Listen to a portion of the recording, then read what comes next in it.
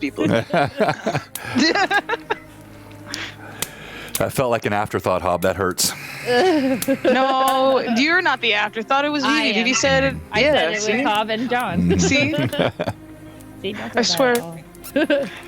Yeah, everything else looks so good except for the first one that I was super proud of. It's the most detail. I hate that I have to go back and fix it. Oh, but it's gorgeous too, and I love the grain. That's a really cool effect. That's like a common thing for a lot of the 80s Yeah. stuff. That's why I was like, the grain will look great.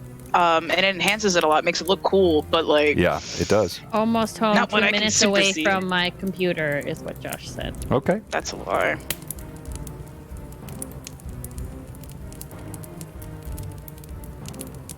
Do, do, do, do, do, do, do. Is that the Anyway. music that's playing? Because I don't hear it. It is. But you're hearing it, right, Hob? Oh yeah, I Yeah. can hear it. Okay, good. I'm jamming over here. All right. We be jamming. Hey, Amanda, how does it sound? My audio, Hobbs' audio, the background music should be audible but not loud. Sounds bussin' to me, dog. I love All it. right. Oh, John, just Hi. FYI, I'm not doing last time on because I did not have time. You're not doing what? Oh, No, Rory's doing it. I passed Oh, it off okay. to Rory because okay. I was a busy day. My daughter had an awards ceremony, and then I had to go pick up the kids, and I had to go make some dinner. So it was too busy for me. I have to actually talk to Amanda about, because she usually posts it on the Monday, which doesn't give me enough time. Oh. If I have anything on Tuesday, then I'm kind of hooped on trying to like get it done, because it only leaves me Tuesday during the day to write up the imaging. So I want to talk to Amanda about seeing if she can even just give me another day. If Well, she can get it she's done. listening to you right now, so you're already talking to her. Yeah. Yeah, if you can, and I know it's a lot of work. That's why I'm just asking if there's any possible way you could just give me like even one more day. That way, if I do have something that I have to do during the day, then I have time to do it. Because that's why, like today, there was too many things going on. I didn't have time to go through the review, and I want to give it a good go. I don't even have Discord open. Did she respond?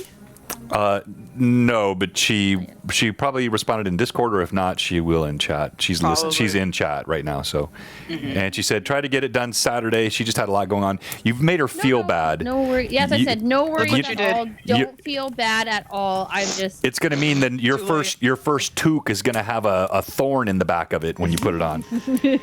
She's already made the first one. Of love. Do you know she's already made the first one? Has she sent you any pictures? Yes, of Yeah. course I got the first Yeah. pictures already. Thank you, Amanda, dear. so much. I super appreciate you. Don't cry in the corner, please don't. Hey, what's Like I said, I know it's yes? a lot What's of up, Hop? work. That's why I don't blame you So- at all. How much of that XP did I get again that you had texted me that I definitely remember? It was Check in like your 5 Discord. something, It right? should be in Discord. It should be in Discord. Go into Discord. It's Yeah. right there. Dingle Hopper. Listen, sexy. You better relax. Hey, why didn't you wear your box?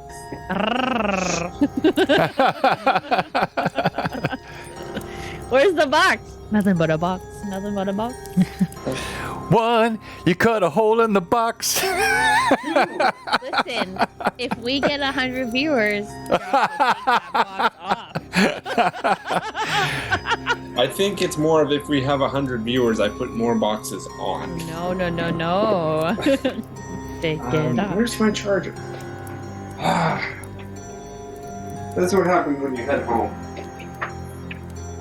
Hey. I'm so confused. I did an at everyone today, and I only have one emote like in my Discord. I'm feeling so rejected. What happened? That never happens. Go like it right now. Yeah, I'm gonna go cry in the. Forget Manda. I'm gonna cry in the corner. Hey, Diamond Anvil. Yeah, sorry. Did you hear our Justin Timberlake Saturday Night Special? The box. Oh god.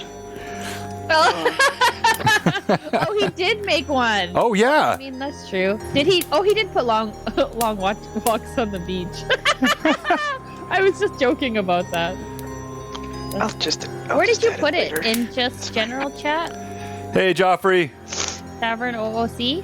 I can't find where the XP is, but it's okay. He would just he would have private. It's a direct message to you in Discord. On Discord. I looked. I didn't see it. Okay, well let me check and make sure I'm not. I think you text me. That's why it's in my text messages. But I'm using my phone. Did I do that?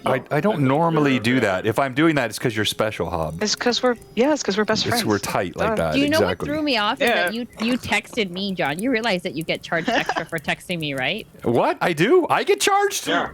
You both, she lives in you Canada. do because I live in. No, I have unlimited everything. I don't get charged for anything. Are you sure? I'm pretty Even sure. International? Yeah, I think so.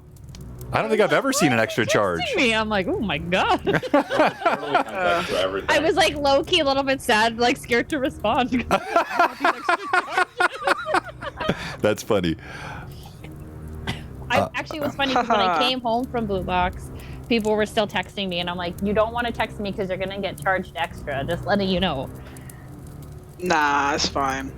Yes, I did. I sent it to you in Discord. It's October 12th. Look in Discord. Dingleberry. It's a direct message to you October 12th. I'm very tired. Full of lies. Bob lies to us How nonstop. dare you? I know she does. I never sent it. Boom, roasted. Boom, roasted.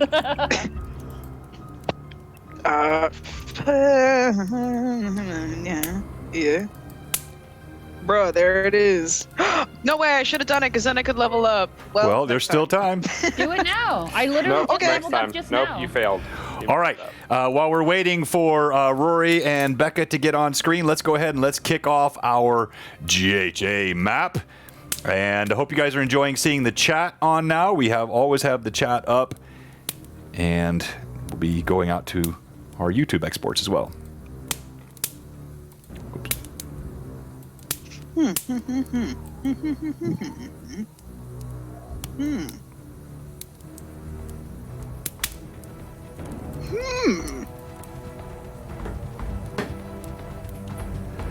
Got it. Thank you, Manda.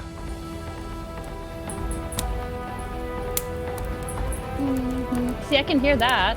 I don't understand what's happening. You hear that? Yeah.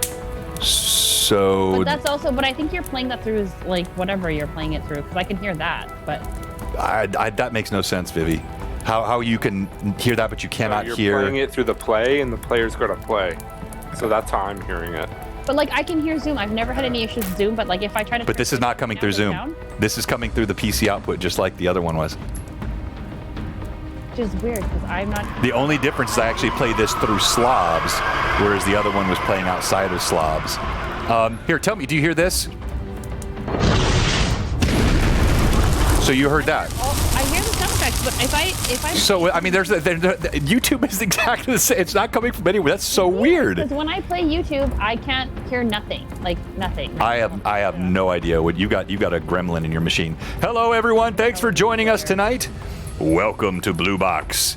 Hey, by the way, this map you're watching, the creator of this map, Anna B. Meyer, she will be with us tomorrow night. Josh, you know what the title of my Lore Masters Arcanum is tomorrow night? Butts and stuff. You know, it's pitiful.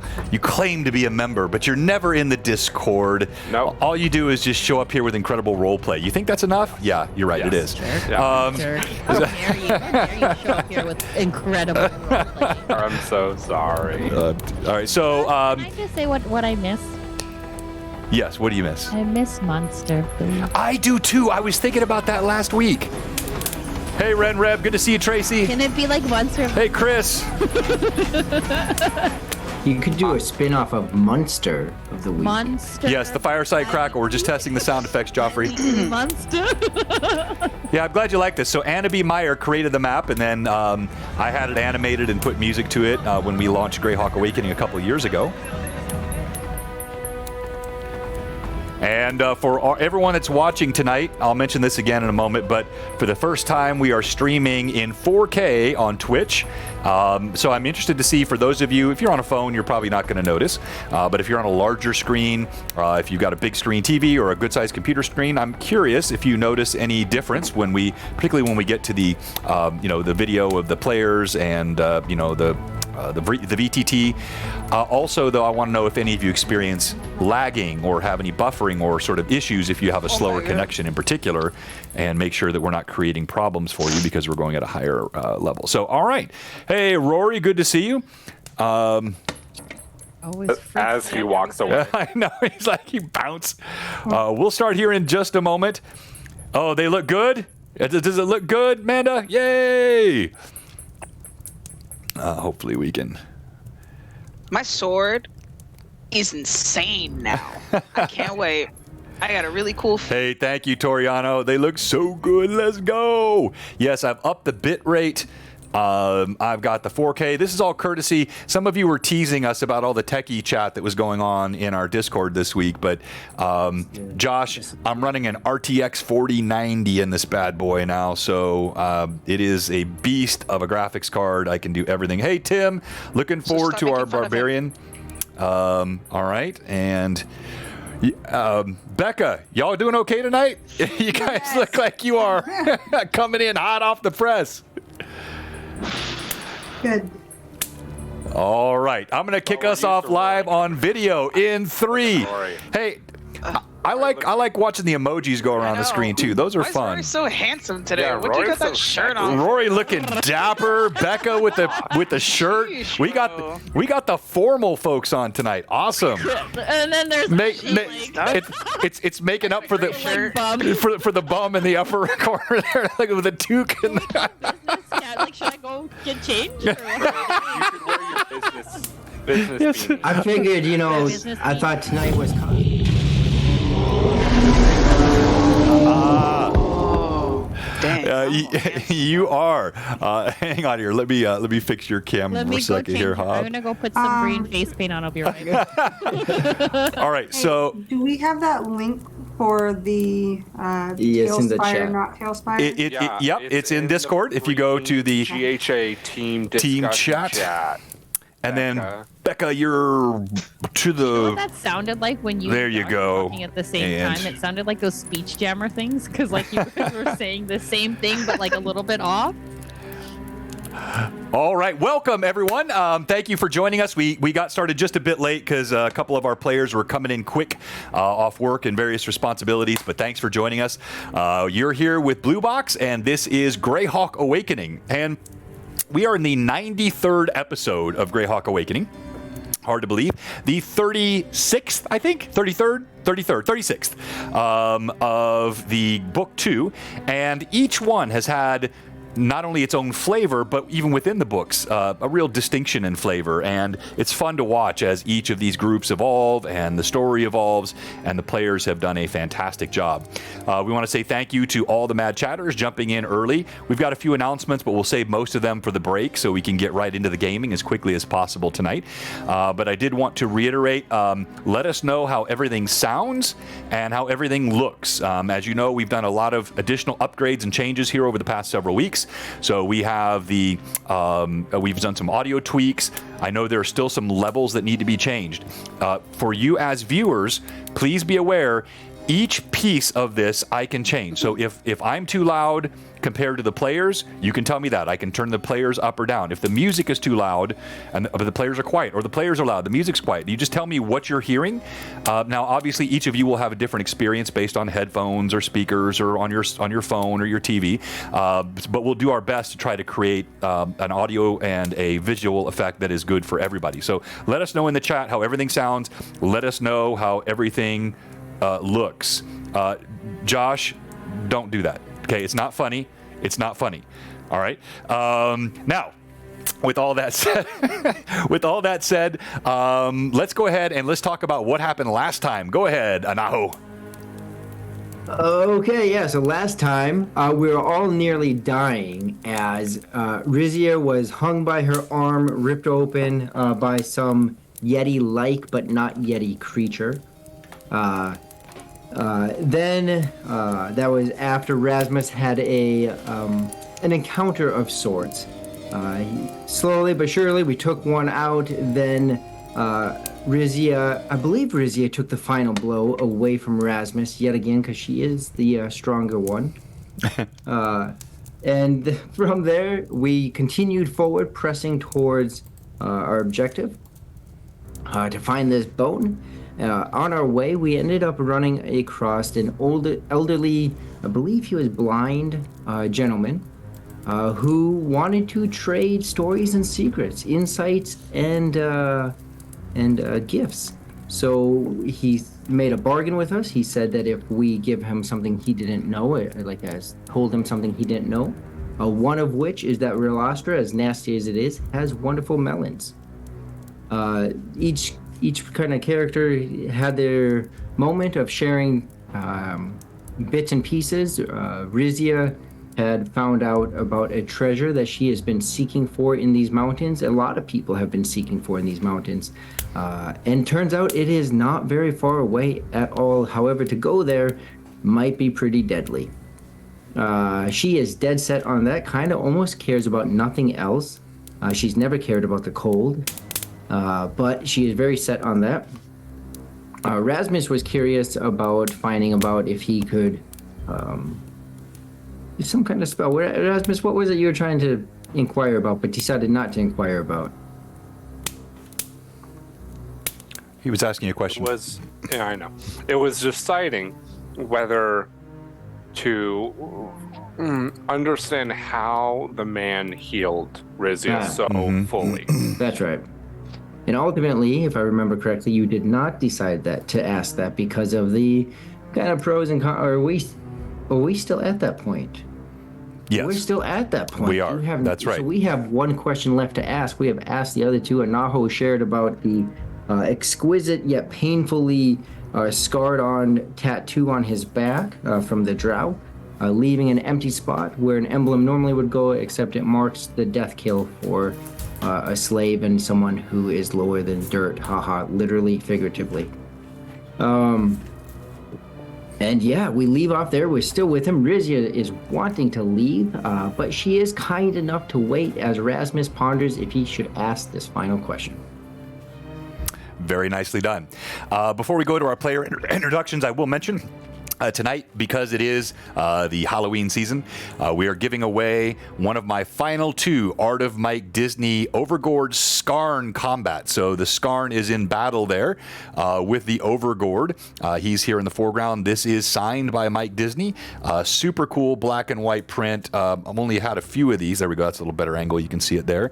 And he is in combat fighting the Overgord. And you will actually see this Overgord on our October 28th, Friday night, 5 o'clock Central stream, where we'll be joined by Mike Disney, and we'll be reprising. This will be actually the sequel to last year's highly popular Overgord session, and this one will be called Return to the Patch. And it's going to be a lot of fun, so mark your calendar for that. All right, let's quickly go around and do player introductions, and let's start tonight with you, Valfino. Well, Val is a half-elf, level 5 now. He leveled up. He is kind of turning on his charm more recently. He's a little saucy, a little enchanté, I don't know, all the like charm and everything. He is 100% for his people and will do anything for them. But you better watch your stuff because, you know, it doesn't really matter who you are, friend or foe. If he likes it, he's going to take it. So. Nicely done. Let's go to you, Anaho. Yeah, so Anaho is a 2'11" halfling who is definitely a mighty little, stealthy little thing himself. He has definitely snuck into lots of places, but one place he has recently been that he dreaded was freezing water because Rhizia had too much confidence in his abilities. Anaho has been with this whole endeavor since the beginning with Rhizia, as we are hopefully going to reach our destination, get it out of this ice land. All right, very good. Let's go to you, Rowan. Hey guys, I spilled my drink on my shirt and it's been bothering me, so needed to say that. My name's Hob. I play Rowan. 6 foot tall. When she's standing right now, she's keeled over crying, sad. Well, not really. I think last time we saw she was, as she had been bleeding, and Rasmus so kindly healed her up. I think she's just taking a back seat right now while everyone else is asking all these intense questions. So that's about it. Nice. Your girl leveled up, though. Okay, well, when we rest, we'll talk about that. Let's go ahead and go to Rhizia. Hello, my name is Vivi. I play Rhizia. She is a half-orc barbarian. For the first time, I think you guys have figured out Rhizia's purpose in life, or the thing that she's seeking for, hence the title of this week's episode. So we'll find out what happens there. And she's also leveled up whenever we're ready to level. Very nice. All right, and so we'll save that for when you guys do rest, and then we'll go through that. Thank you very much, Toriano. So that is +1 given to Rowan, and since we're zeroed out, that is the first +1 of the night, and Rowan, you have it. All right, now let's go last but not least, Hobbs' husband. Hello, my name is NPC Voices, also known as Joshua Blake. I play Rasmus with the conjoined twin of Rasputin within his soul. He has a very dark ebony-like right arm, like obsidian almost, but more matte colored. He is an Inquisitor that also just leveled up to now the 6th level. And he has a broken sword that is now, I guess, technically a short sword, and a beautiful silver elven shield. Dude's just here to get jobs done and also to hunt down his prey and his quarries and listen to the last breaths of those that are ready to pass on. All right, very nice. And with all of that said, let's go ahead and get started with episode 93 of Greyhawk Awakening. Thanks, everyone, for joining us. Thank you, all you mad chatters. And again, just let us know as you're watching and listening tonight how the stream looks to you, both in terms of video quality. Also, let us know if you see any stuttering associated with the higher bit rate that I'm pushing out. I want to make sure I'm not creating any problems, especially for those of you with slower internet connections. And then also how the audio sounds. So, players. You should be able to see the OBS screen now, correct? So you're seeing, all right. As you stand amidst the rakers and the wind blows yet more strongly, the chilled temperatures, it's getting late in the afternoon. You've traveled a good half day plus beyond that location where you encountered those large creatures and where Rasmus was baptized. And you now are talking with Adoram, this man who sits atop the mountain, blind clearly, and yet with incredible sense. He has spoken with you, even recognized you, knew that you had spoken to the merchants which traveled down the mountain that you bought the skins from, and you have now traded secrets with him. He has taken information and given information. He has told you all the things which were referenced earlier, which include these very interesting and ominous portents of something which is happening across the Flyness, affecting a necessity for a time of heroes, of which he ascribed you to be some, though you may not feel as such. And then he went on to give further information about the location of Rowan's husband, information about something which was very, very important to Rhizia that she has been seeking for a long time. Thank you, Tracy. Renreb gave another +1 to each of the PCs, so mark that down. And now, as he sits again, he's got his hands folded, leathery hands in a meditative posture, head tilted up, but eyes white, looking down at you. And he intones once more in an almost melodic, very calming voice. And what is your question? Rasmus will look at the rest of the party.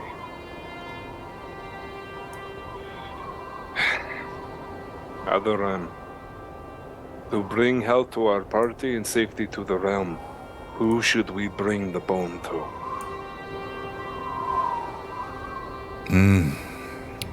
You see, he stops.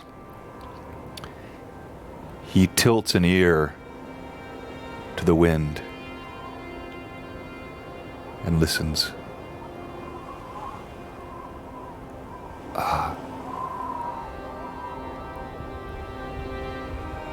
I cannot see or hear this.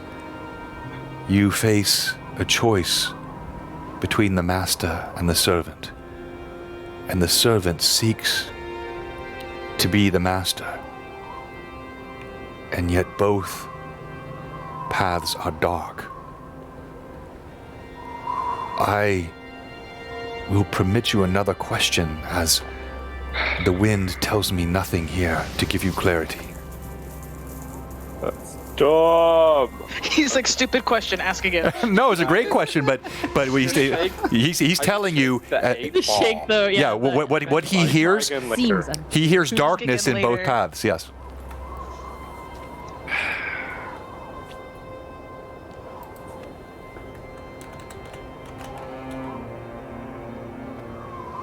Are we allowed only a set number of questions, or does each person get a question? No. So The final question. Yeah, the deal was 3 pieces of personal information about you in return for 3 questions answered.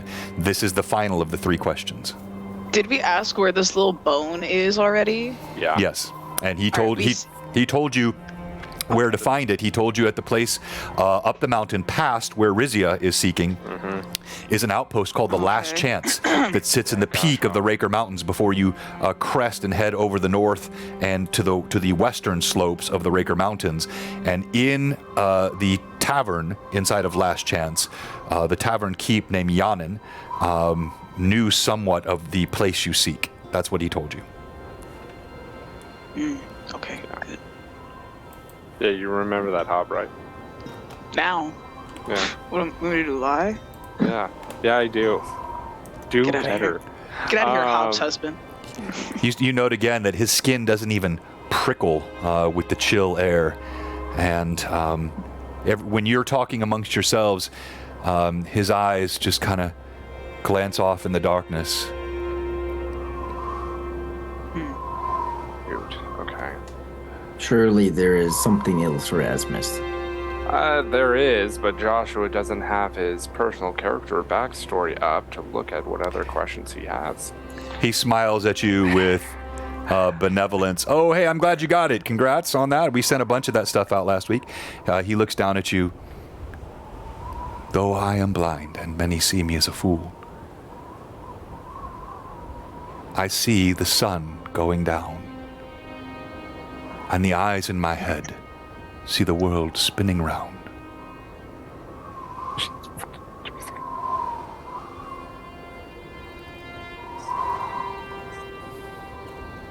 What do we ask him, guys? I can't think of anything. You know what? Nah, screw it. I'm gonna ask him something that's not backstory related. I'm gonna ask him. Where is it? Nope. Way to not be selfish, Rasmus. Here it is. Okay.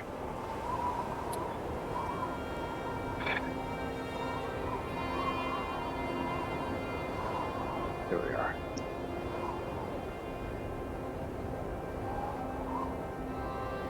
Who is the woman in the gown of white? The mother of abominations.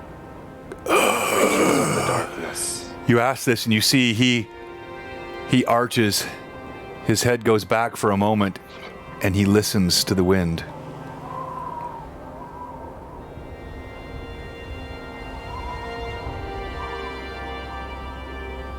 It is she. She who brings the awakening. She who would bring the end.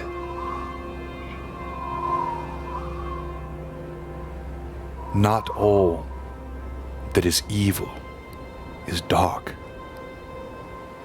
Sometimes the greatest evil comes in white.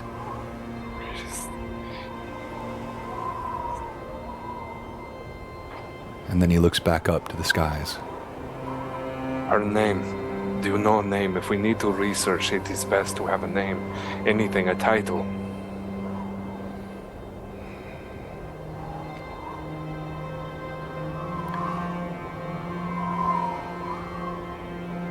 The wind tells me she is worshipped as a god,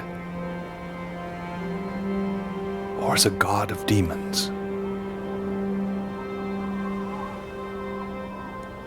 and has many names, but none the wind will speak.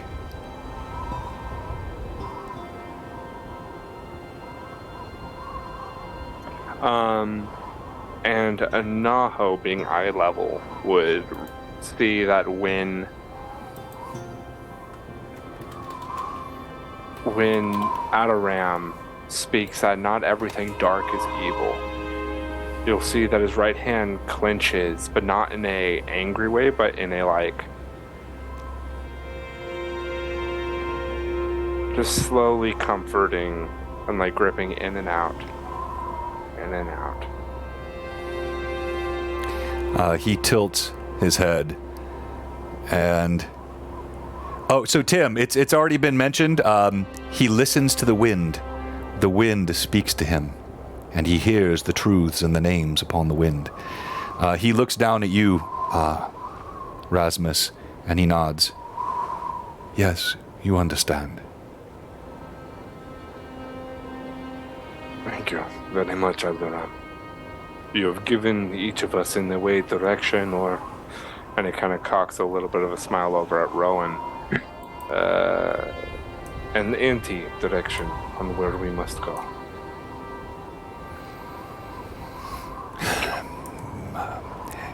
Be careful. We may not ever see one another again, but I trust. There is a bond, I can feel it, between you, even stronger than you know. Remain friends, watch each other, and listen to the wind, my friends.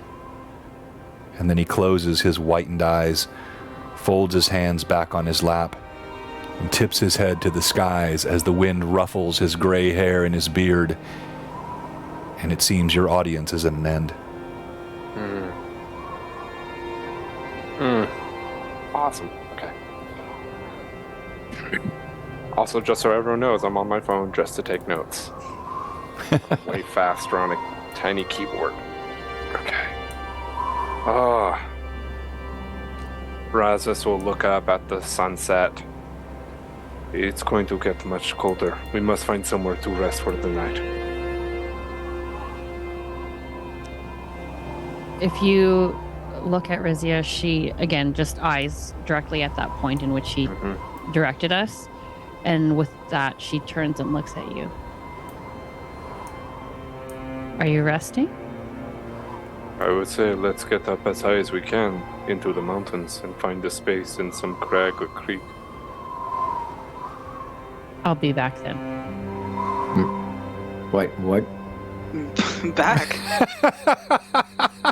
You saying you're going to go after your treasure tonight? Alone. Yeah. Well, you know that's not going to happen, so... Come with me if you wish. Yeah, that's what I'm saying. You can rest if you'd like. Apparently you take more hits and blows than I do, so, if you can be standing, I'll be fine. You're not going alone. You haven't this whole time. You're not now. And like same thing where you guys are all talking to her, but her eyes are locked. Like they are not moving at all from that one point. He's gonna walk up beside her, Rasmus, and not looking at her, keeping his eyes forward at the point that he also knows now, due to the info. If you die, you'll be no use to the treasure you so wish for. Look around at the party who all call you a leader. They cannot continue like this all night. And I'm not asking you to. And as such, you will kill yourself over this.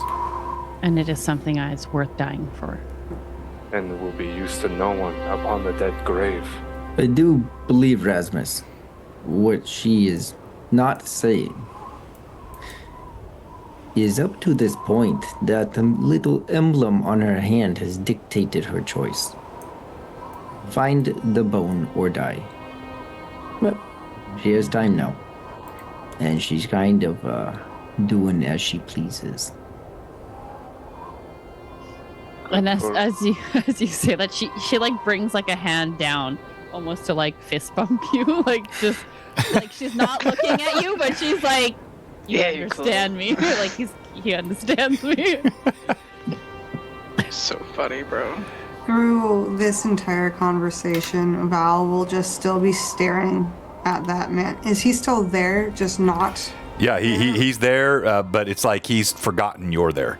His eyes are closed. His head is tilted up to the sky. His graying hair buffeted by the wind. Again, without even the slightest, goose pimple on his skin. Just seated in the snow in this meditative pose. Okay, Val will continue to stand there and kind of walk up to him as close as he can get. DM, I sent you a message. Okay. And just mutter to himself, I need to know. I need to know. And just stand there.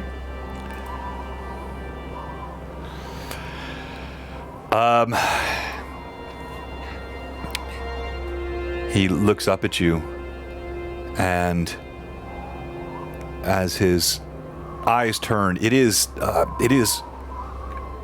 unsettling to see nothing but this pure white, no pupil, no iris, just white. And as he looks up at you, I am sorry, child. As I told you, I am compelled. I must follow what I am told.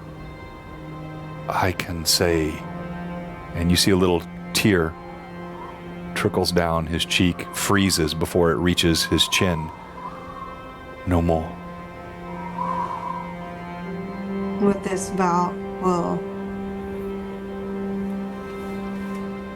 take a solemn breath. He's not sure to whether take the sadness of the old man as a response to his question, or as this man's just not able to help him and he wants to, so he's kind of conflicted. But we'll kind of clear his throat, adjust his pack, and turn back to the party. You're not really all sure what exactly just transpired, but you saw this brief engagement. Well, Rhizia didn't. Rhizia's not stopped looking in the same direction, but all the rest of you saw this brief engagement as Val comes down. The little frozen tear sickle still sits on the old man's face as he tilts his head back up, and Valfino has a somber look on his face.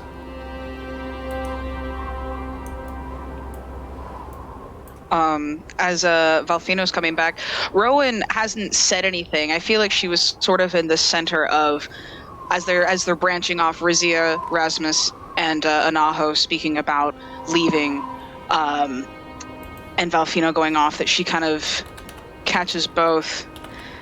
And as Val comes back, she looks over to him and informs him, Rhizia's thinking of leaving. About going for the treasure that the fellow had said about before. By the way, I want to say I'm sorry I missed the Troll Lord raid earlier. Thank you so much to Chuck and Steven and Troll Lord Games. Thank you all you Troll Lords folks that joined us. Thanks for giving us a raid. I hope you can hang around for a while. We're having a fun time here. This party is in the Raker Mountains in the eastern part of the Flanness. This is Greyhawk Awakening Book 2. And tonight we do have a couple of fun giveaways we'll announce here in a moment. But let's get back to the party. Go ahead, Rowan. The other two are thinking of going with her. And she'll, still having one hand over where Rasmus had healed her, and then she holds up her other hand with the marking. I don't got much time left.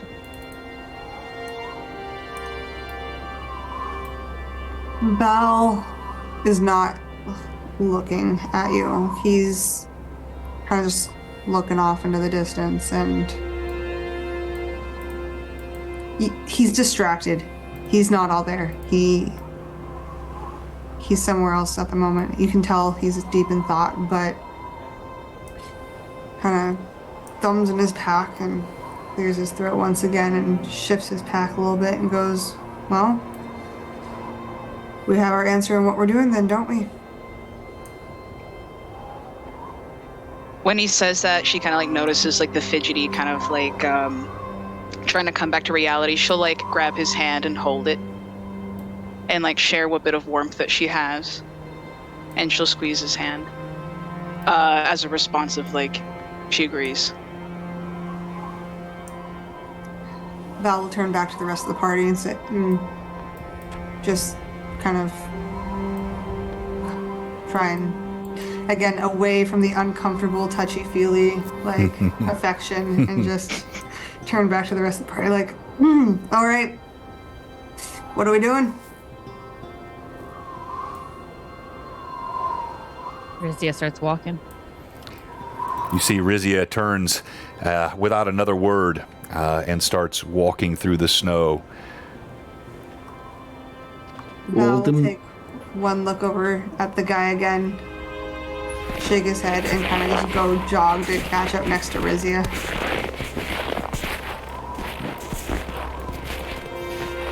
As Rizia's walking off, Rowan shouts, "How much time? How much time do you have? Can we not finish this first? For Christ's sake, I'll go with you. They all will. But I can't keep going.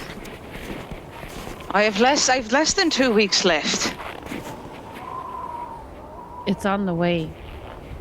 And I'm not asking you to come with me. But if we die trying? I'm not asking you to die trying. This is about me. If you want to complete that quest, then go for it. I totally understand. I don't expect anybody to come with me. I can't do it alone. And neither can she.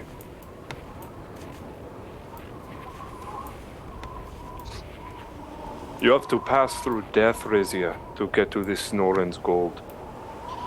You're already halfway there. Look at your arm. I am unable to heal you until I get you some rest. Until I get myself some rest. So I will end up stopping at the point that I need to, as it's a half day's walk from here. Wait, so do you recall Adoram healed her arm? I'm already. That's what I said. That was the first thing. That was the first thing he did, which was a carryover from the full heal that was given. That's right. We had a couple people that gave them, and so the very first thing he did was heal. So her arm is already healed. She is completely healed. She has all of her abilities back. She had a complete restore. And her ankle's fine. Everything's good. Mm-hmm. Yeah, Okay, she's then like never good to mind. go. I would like to retract that then. He still says that, like, I am unable to heal you and be there as a healer for you. And you know all of these people look to you as a leader. We're willing to pass through death with you, but not all of us were restored as you were by Adoram. As she walks forward, she's still listening to you, but you notice that she doesn't turn around, and she continues to press forward. As you finish your last sentence, she stops mid-tracks, and she turns around. I have had no choice since I got into Relastra because of this godforsaken glyph. I have been searching my entire life for this. And who's to say, if we go and retrieve this bone, that I don't die on the way there or on the way back? And I miss this opportunity. I walk right past this opportunity. Did I say to walk right past it? No. I said to rest. Get everyone's strength ready for the next day. It is on the path. I said that. I am willing to go with you, but do not rush blindly into this. Then we can rest at the cave when we get there. It is a half day's journey, and we are going into night. You may be able to move through cold, but not all of us can. I'm not asking you for you to give this up. I'm asking for your understanding.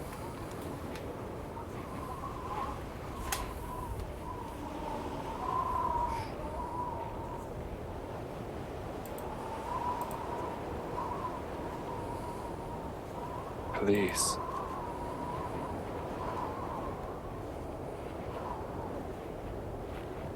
She'll turn to look ahead just to see if she can find any point that looks like a place that we could rest. She's just trying to eye it up and see.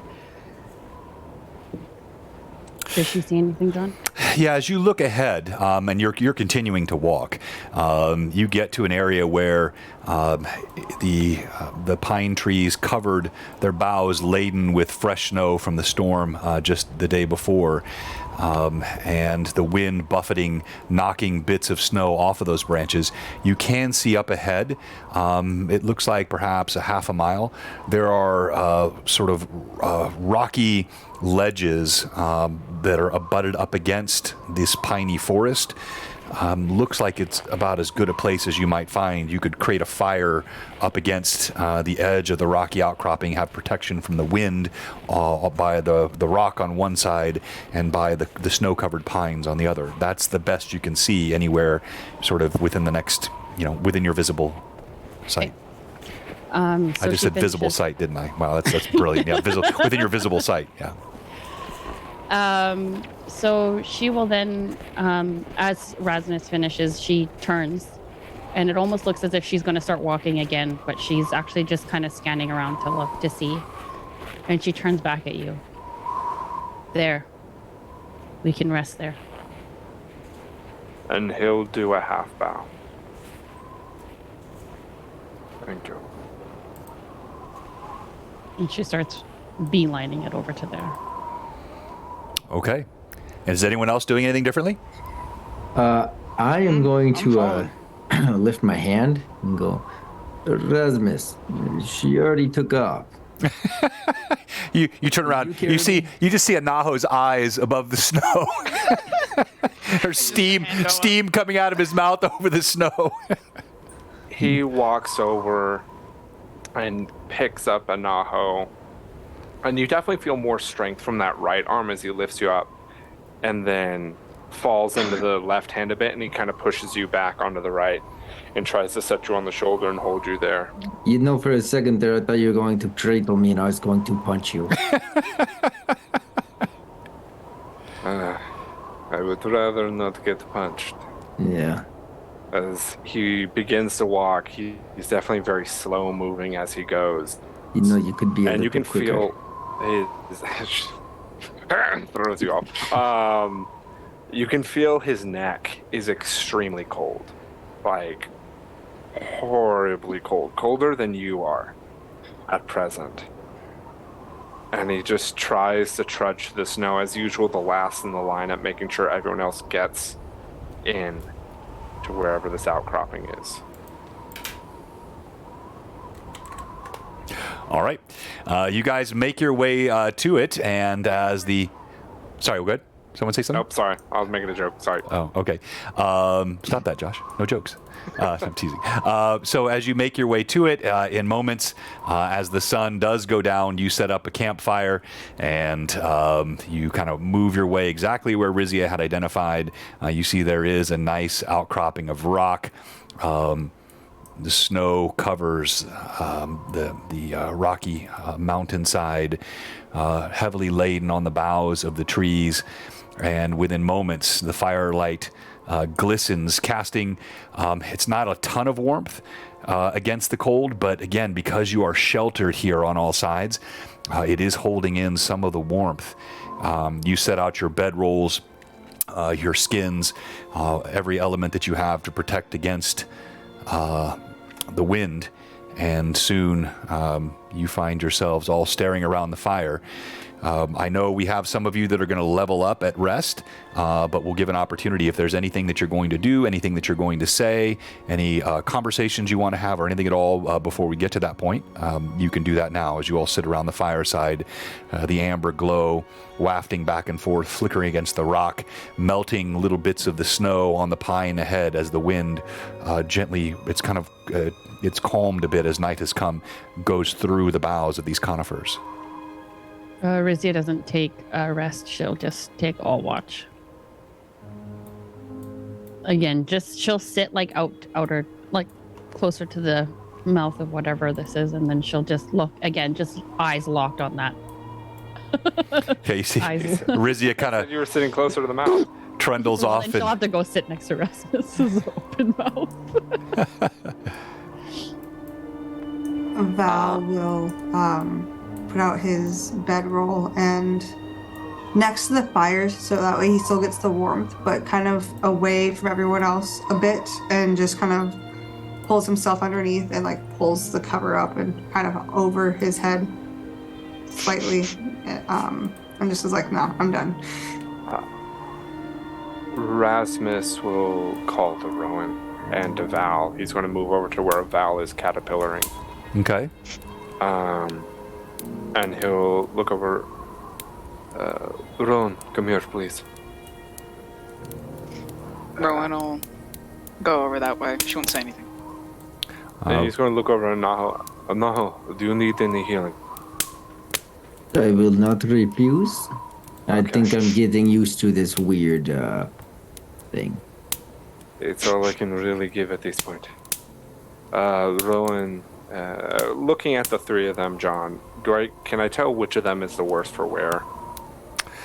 Why don't you each describe sort of, don't give me your hit points, but just describe sort of what your wounds look like to Rasmus. You can see with Anaho that he's definitely has some areas that are probably going to be bruising. Some minor cuts that have occurred. He's not gushing any kind of blood. He doesn't have any major wounds, but you can definitely, he looks like he's been beat up a little bit. Val, as he grabs the sleeping bag and lifts it up to look inside and look at your body. Val is, like a Naho. He's a little bruised up. He's got some cuts. He's got some new scars. I think you've healed him since any major stuff. It's been a little bit since I've been here, so I'm not sure what healing or not healing took place last game. But he has he had a gash on his side a while back, so there's just a fresh scar there. But he's just kind of banged up. He's going to look over at Rowan. Sorry, I'm throwing shade in the chat. I saw that. I saw. I love you, Rory. Rowan, for the most part, Rowan has been healed. She still has a couple cuts. There's bruising, new markings on top of her already scarred skin. The U-shaped area had been healed, but you can still see dried blood. For the most part, she's mostly okay. Just very naked, other than the furs that she has over her and what's left of what clothing she had gathered up from the previous time her clothing had tethered. So if anything, maybe her fingers are a little paler or almost blue, and that warm glow on her skin from always being drunk has faded. So, if I'm getting this correctly, Anaho, light cuts and bruising. Val, fresh, large scar, cuts and bruising. And then Rowan, tons of cuts and bruising. She could use a heal to get herself back up there. But if anybody else needs it more as far as hit points wise, I'm not gonna be selfish. Baby. Also, why do you have two solo cups? For stability. What the? No. What? Thank you, Manda. Okay. Rasmus will reach out to Rowan and skin to skin will touch, and he's going to use cure moderate wounds on you. So let's roll high, please. Come on, baby. Come on, baby. And I'm not 6th level yet, so that's 9 plus 5, 14 points of healing for you. And you see the deep exhale as the gust of steam comes out from his mouth, and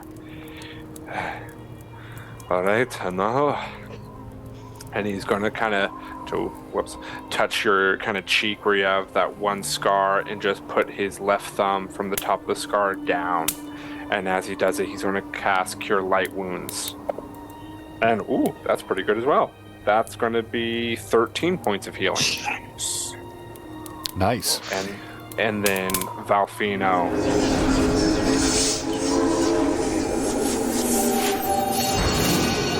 He's going to... Sorry for this, my hands are very cold. As he's going to reach into the sleeping bag and touch your side. And then lightly with his middle finger, pull his middle finger and index up the side of his hip against the scar, as he will cast again another Cure Light Wounds. So apparently Val was a little worse off for wear than we thought. So there's a bunch of internal bleeding and stuff with that scar. The outside was all good, but the inside not so much. Well, sucks to suck. Yeah. Yeah, that's going to be 8 points of healing. Sorry, Val. That's all I got Val for another will take Cure it. Light Wounds. Val's hurting a little bit, so. That healing sound is killing people in chat. Yeah, I know. I was already turning it down, too. I'll turn it down more. All right, thank you. This is funny. But Rasmus will finish with pulling his hand out of the sleeping bag and will just kind of lean against the cave wall and, all right, now you can go. Thank you for coming over.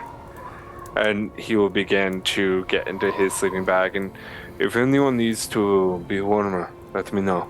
We can buddy up for the night. As he will take off his shirt and put it into the sleeping bag and take off his pants, and he'll begin to pretty much get naked in his sleeping bag.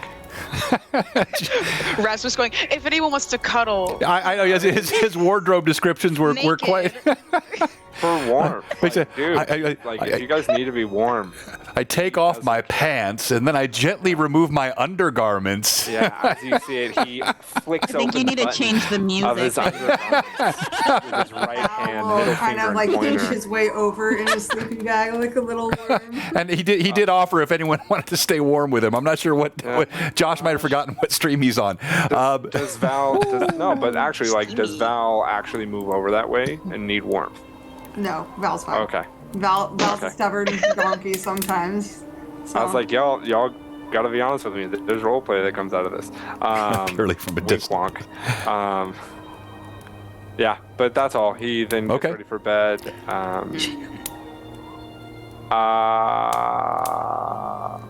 Actually, he'll walk over, having just taken off his shirt, and be like, "Dang it," and like put the shirt back on, and he'll walk over to Rhizia if anyone else wants to take. You see she's standing by herself, moonlight coming down. Both moons are on the same side of the sky, but separated by enough distance that the shadows cast in two different angles, sort of crisscrossing against her green skin as she just stares fixedly to the northwest. He's going to kneel down next to her. Do you need anything bandaged up? No, I'm feeling pretty good after he fixed my arm. I definitely wish I could have asked about that. Why didn't you? Because the other question was more pressing. As he kneels there and looks back at the party, then looks back towards the wind in hopes that it can cover the conversation they are about to have. Thank you. For what? For stopping. He'll look over like, are you an idiot? Like, you know what I'm thanking you for. Every fiber in my being is pulling me towards that cave. I only did it for you. Thank you. Don't thank me yet. Hey, if I die, even better. It at least gets me to the other side. I no longer have to hear these bleep voices. You did put pants on, by the way, right? Before you got back out? because you'd taken them off. He's full dangling. No. He took his shirt off first. Becca, you have gotten so out of focus now. It is like it is impossible. Becca can't focus with this image in her mind. Rory, this is your home. Can a man can't take care of his own cameras in his own home? There you go. Much better, Becca. Yeah. I used the program. I tried.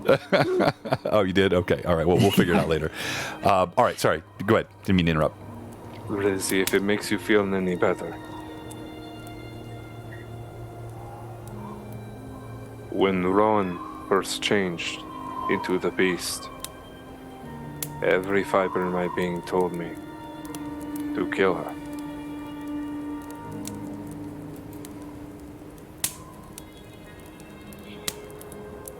I've seen and learned about many different supernatural creatures, her kind being one of them.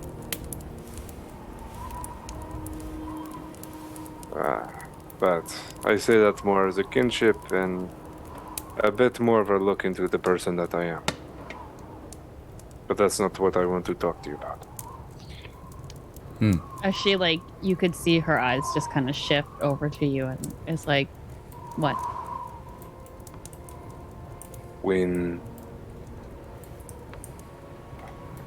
Rasputin saved my life, he replaced my arm with effectively his. That wasn't all that happened. I saw something. What did you see? And you see, if you are looking over at him with that side glance, you see Rasmus's eyes are scanning the snow, scanning the outside. And you see Rhizia take just the smallest step just to turn her body towards you a little bit more. And you see, maybe for the first time, fear. Or maybe a semblance of fear on Rasmus. He's been jovial, he's been funny, he's been serious. But this is something new, confusion, something he doesn't understand.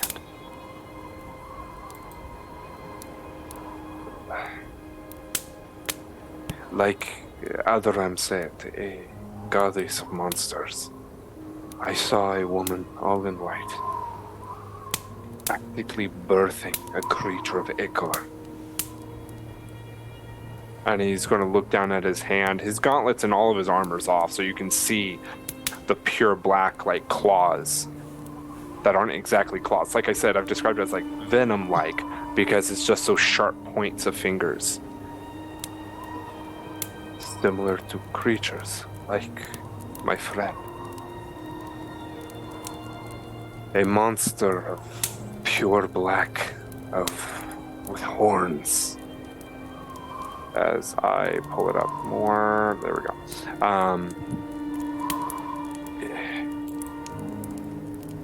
The woman, I could not see a face. I could not see any particular visage. It was almost like she was there, but she was not. When she moved, a creature of black poured from her. Like she was birthing it into existence. Next, I saw nothing but the screams and fire all around. I saw my home of Nidron. I saw the field where I grew up on fire. I see the front door. Again on fire. I see so many people and bodies piled on bodies. But last I see a child. And he looks over at you finally, no longer looking like through the snow. He looks over and his eyes are serious. Weirdly, almost like a madman that's caught you on the street. Boring into you just like, I swear this is real. Can you not see this? I see a child. 14, 15, anywhere from 13 to 16 years old. watching. Her eyes aglow with the flame. She watches.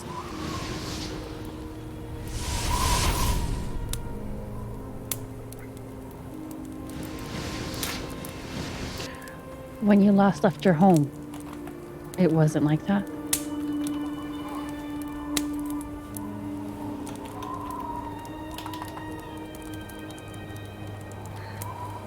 That is something else entirely.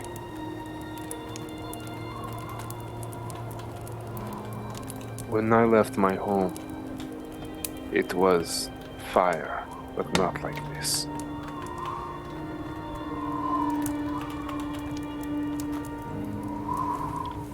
This is not just Nairon. This was the entire Flanness, engulfed as if a pyre to burn all to the ground. The entire Flanness. What do you think? Future? Just a dream? Maybe something metaphorical? I have dreams. I have nightmares.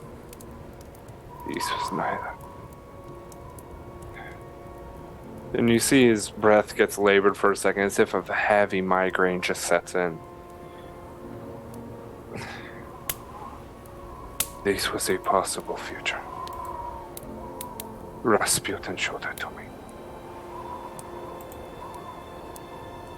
He's going to look back at the group again and look back out at the snow. I think Rasputin was one of these Icar-born. But I think the enemy made a mistake. And somehow he became infused with me at birth. My father, and he'll tap his breast pocket where he always keeps the journal. My father wrote about it. This mark, as he holds up his arm, has always been with me.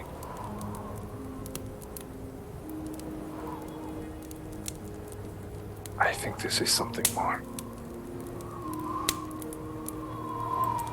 And you feel her hand placed on your shoulder. Rasmus, I will help you with whatever you need as soon as I get this glyph off my hand. He reaches over and grabs and just holds it with that deathly cold hand, his right hand. And he'll look over and meet eyes with you. I tell you this in case I am not here. This cannot die with me. And seeing as you are the strongest among us, not just in physicality, but in heart as well, it must live on with you as well. So you're not allowed to die in whatever is bleep bleep bleep to come. Well, I can't guarantee that, but I'll try my damnedest. As her hand's still on your shoulder, she pushes your shoulder back just a little bit so that you're facing her more. I have one question for you. Yeah. And you notice that she's looking at your neck. I've been watching. And I'm worried too. No. I don't take this question lightly. I don't know what's happening with you. And I don't think you know what's happening with yourself either. If it gets to a point where this, and she looks and she eyes up your arm, like Rasputin's arm, and then the black that's creeping on your neck, ever gets dangerous, do you want me to?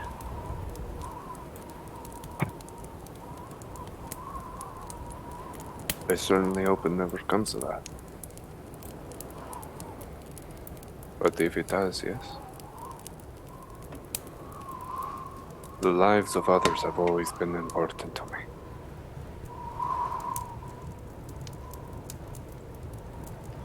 And I would rather one die versus a nation. If I end up being whatever it is that's spewed forth, which I am not, I do not have horns, and I don't remember. Nah, I don't think that is me.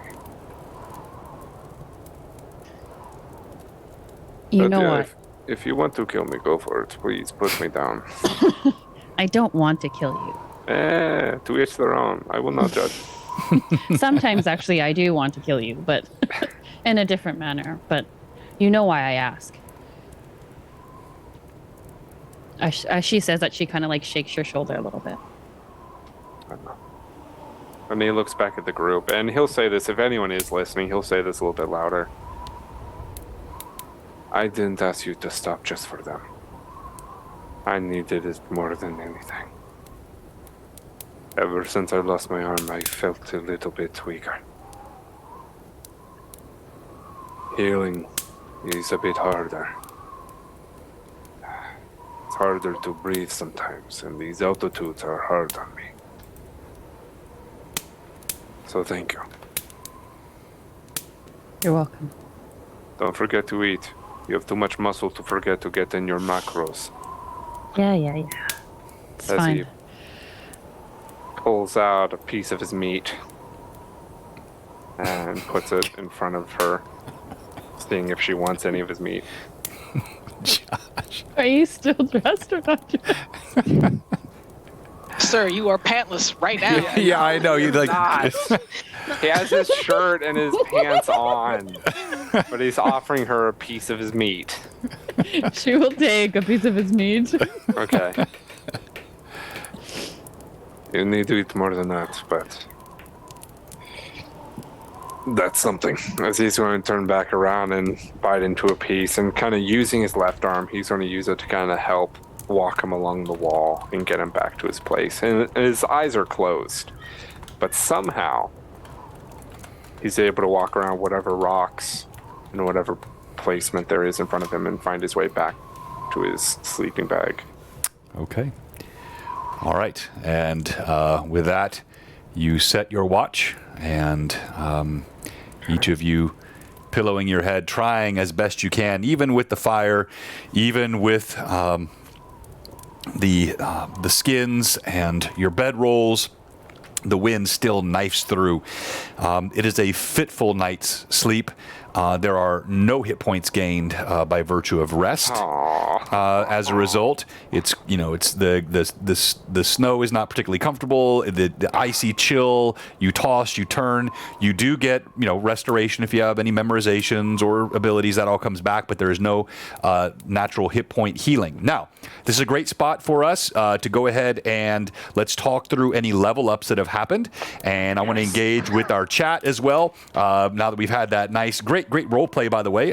Everyone concerned, fantastic. I enjoyed that very much, and just neat to see this naturally sort of unfolding as this party is growing closer and closer, and more about each of the characters is, it is way too cold. So it's actually a good segue. We do have some fan art. And I had some fan art I wanted to show. So while you guys are leveling up, everyone go ahead, pick your feats, pick your skills. We're going to roll your hit points live.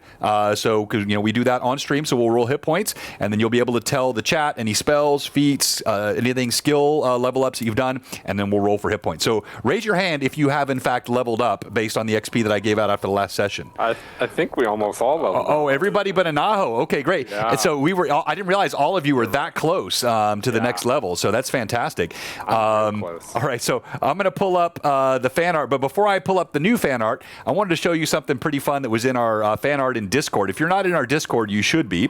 And so it all started, one of the folks we have in here that creates great fan art is Jeff. You see him in chat as Sieglin. Mm-hmm. And he's working on some scenes for me that I asked him to do, which include some of the iconic moments that have happened in Book 2, including the battle underneath the temple in the well and some other stuff. And so he is first baselining with each of the different character art. So you see... she's got a melon in her so hand. small. And there's a Naho.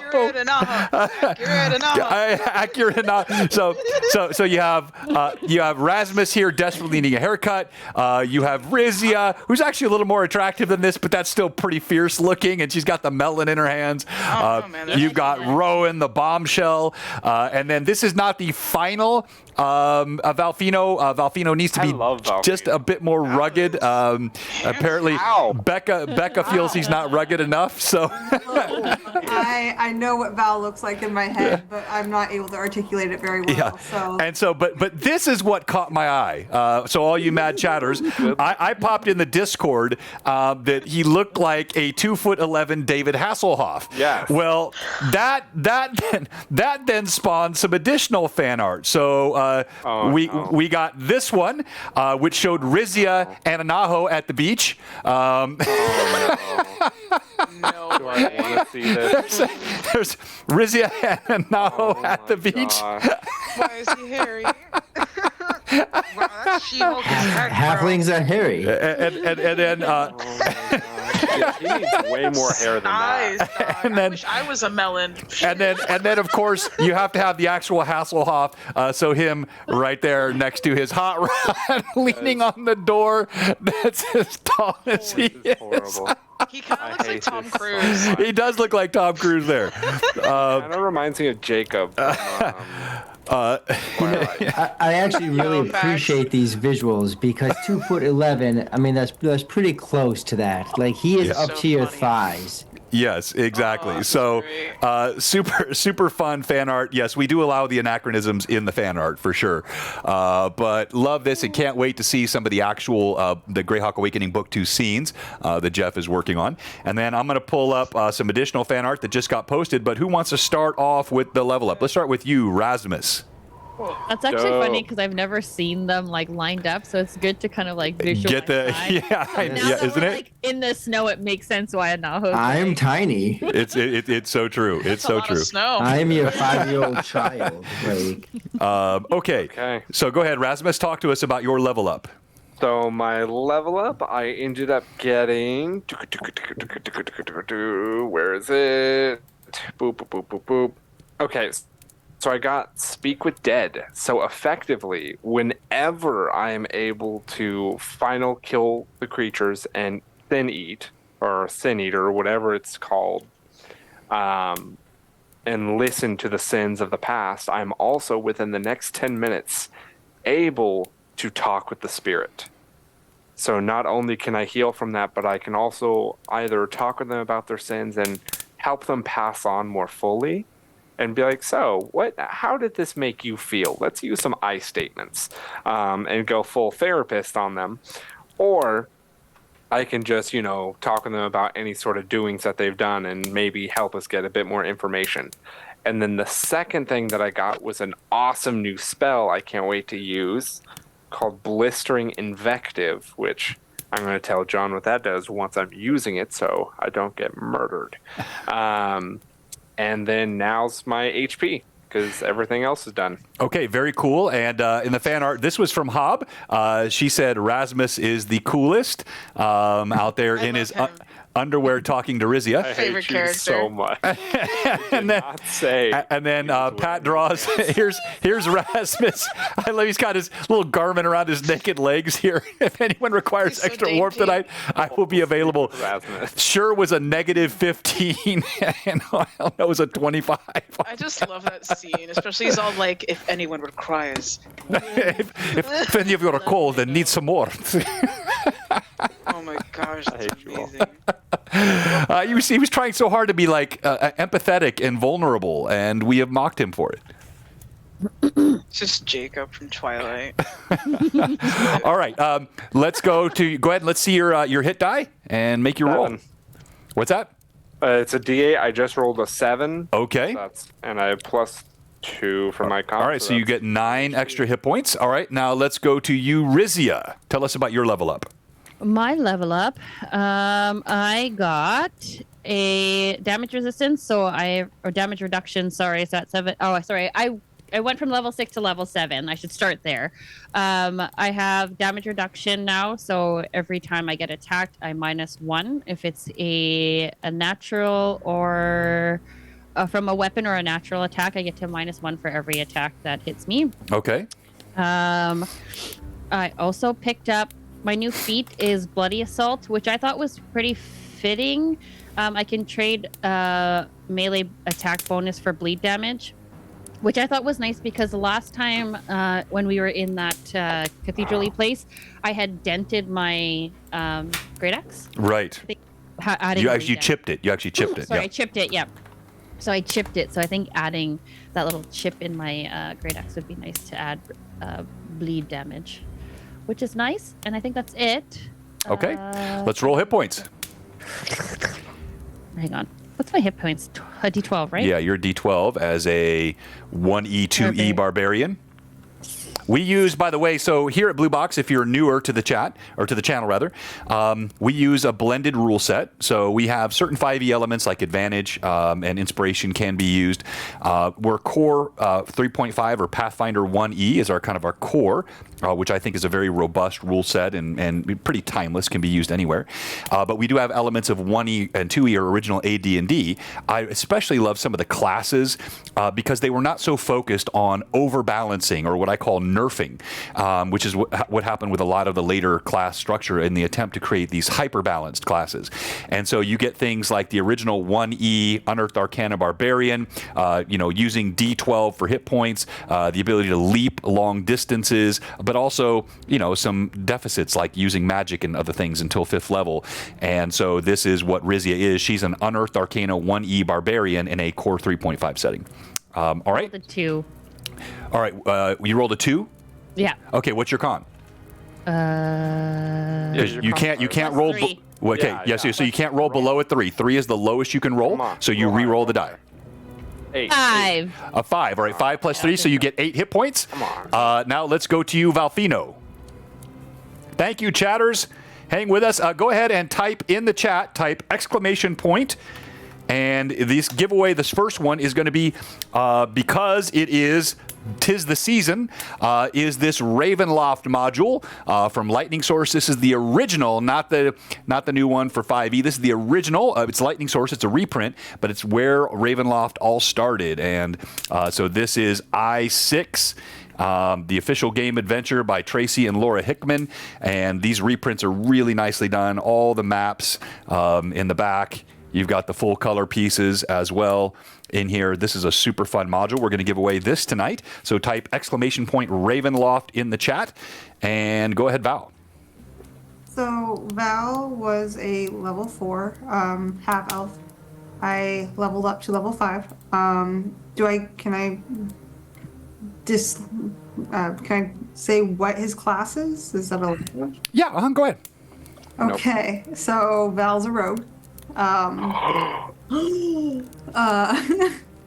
He for the new feat, I chose Deceitful, which is a +2 bonus on bluff and disguise checks. Because there wasn't really anything that cool. I looked. And then hit points or Yep. Okay. So I roll a Come on. D8? Yeah, in 3.5 it's D8. In the original AD&D it would have been a D6. So you're roll a lucky. D20. I rolled a 1. Okay, what's your con? +2. All right, so roll again. Roll again. Okay. Come on. 8. I rolled a 3. Okay, 3 plus 2 is 5 hit points. Let's go to you now, Rowan. Whoa. Dad, I have questions. Okay. Get out of here. Where do I see my Valentino's a rogue. Val's a rogue. Tim. Where do I see my my hit points? Go into your 59, class. there it is. Yeah. Nice. Now, what am I rolling? Okay, so you tell everyone your class. I am officially a level 4 fighter. Whoa. But I'm also a level 2 barbarian. So You're also so that. hot. All right. So what are you leveling up in now? Well, Sexiness. I'm a level 4 fighter now because of this. So Okay, gotcha. So that's going to be a D10. okay. And then you're going to add your con yeah. bonus, and you cannot roll below your con bonus. Wait. Come on. Shut up. Yeah, it's the one that doesn't look dumb, you dumb, you dummy. No, this Yeah, one, come on. right? Yeah, that's it. That's the one. Hurry up and Okay. roll it. You're taking Now, forever, what- Hob. Shut up. That's why I'm last. God. Okay, 5 All right, 5, and your con is a. plus 2. All right, so you get 7 extra hit points. Hey, Oh, yo. heck yes. And then you'll want to go through and choose your feats, and you can do that either on the break or a bit later. Hey, Natasha, good to see you all the way from Iceland, my friend. And I didn't realize, Larry, also, I didn't realize that was your fiance, I guess. That's what Amanda explained to me. That's super cool. He's been watching lately as well, and love growing the Blue Box community. All right, so everyone that can level up has leveled up, correct? Yeah. Okay, so we're going to take our one and only break. It's a good sort of natural break in the action here for us to take that. We'll do our first giveaway shortly after the break. Later on tonight, we're giving away one of these, only have 2 of these left, these signed Art of Mike Disney Overgord Battling the Skarn. This black and white print signed by Mike Disney, and super, super cool piece here that we will also be giving away a little bit later tonight. So type ! Ravenloft in the chat. Hey, good to see you, Dave, as well. And with that, before we go to break, a couple other reminders. Tomorrow night, we do have Anna B. Meyer on with us, and the title of the stream that Josh got so woefully wrong earlier is Iusian Zombie Goats. Iusian Zombie Goats. This is a new monster that Anna B. Meyer has created as part of her Patreon. It's super fun, cool. We'll be talking to her about that particular monster, but more than that, general Greyhawk lore, creating monsters, how to create custom monsters. We'll be talking about NPC creation, a little bit about heraldry as well. So don't miss that. We'll start at 5:30 Central tomorrow night with Anna Meyer, and we'll be talking Iusian Zombie Goats and other cool stuff. Then on Sunday, we'll be back with Tears of Air. This will be session 3. Our highly popular new Sunday stream based in the world of Aird, which is the Troll Lord Games world, but also using the free city of Altamira, which is in Greyhawk, the custom content of Lord Gasumba, and he's in partnership now with Troll Lord. There's actually going to be a free city of Altamira box set coming out next year, and that's where that campaign is taking place on Sundays, and that stream has been taking off like wildfire. So thank you for all the support. Thank you to all the mad chatters, all the gifts, all the subs, all the new followers. Before we go to break, we do have one question for you tonight. If you're watching the stream and you haven't followed, or if you're a follower and you haven't subbed, or if you're a sub whose sub has expired, we have one question for you tonight. What are you doing? Come on, give us a follow, give us a sub. Also, check out our Discord. All that fan art, all the cool chat. We have text-based RP. We have D20 daily. Your fate actually determined on our Discord. All kinds of fun stuff in there. So jump in the Discord tonight. And Blue Box will be right back.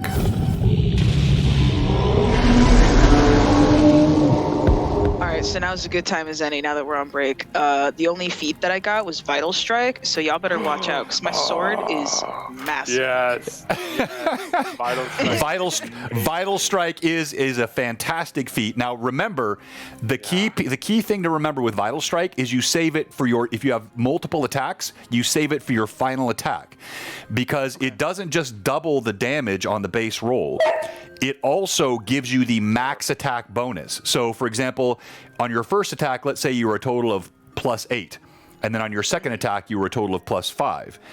Then your Vital Strike, if you Vital Strike on the second, that +5 to hit becomes the +8, just like the first one. So remember, always save your Vital Strike for the last attack of the round.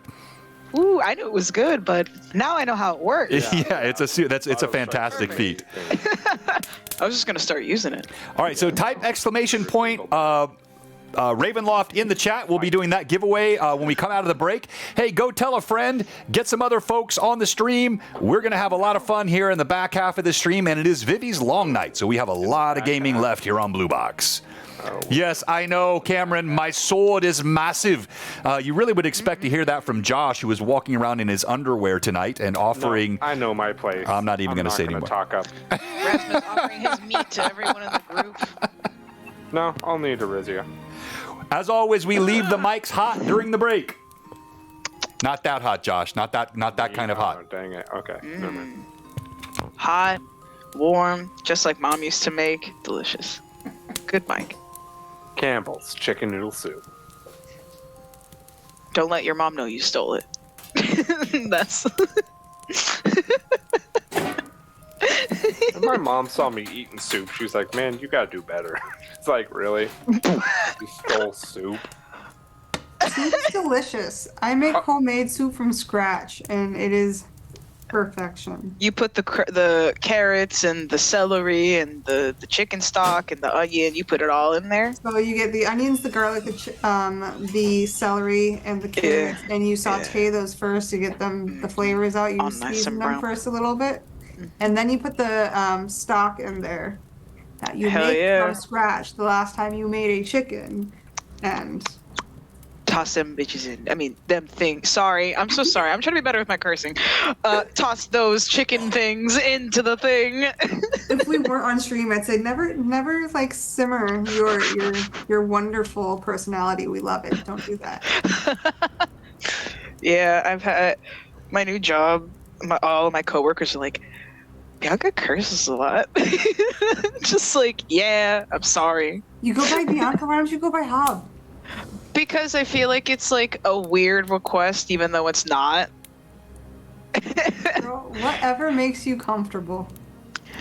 I don't know. I mean, I applied for Starbucks just because like working for a pet supermarket is fun and I like making a difference, but I'm getting paid like $14 an hour, which I know is like better than what I was getting paid, but it still doesn't pay the bills.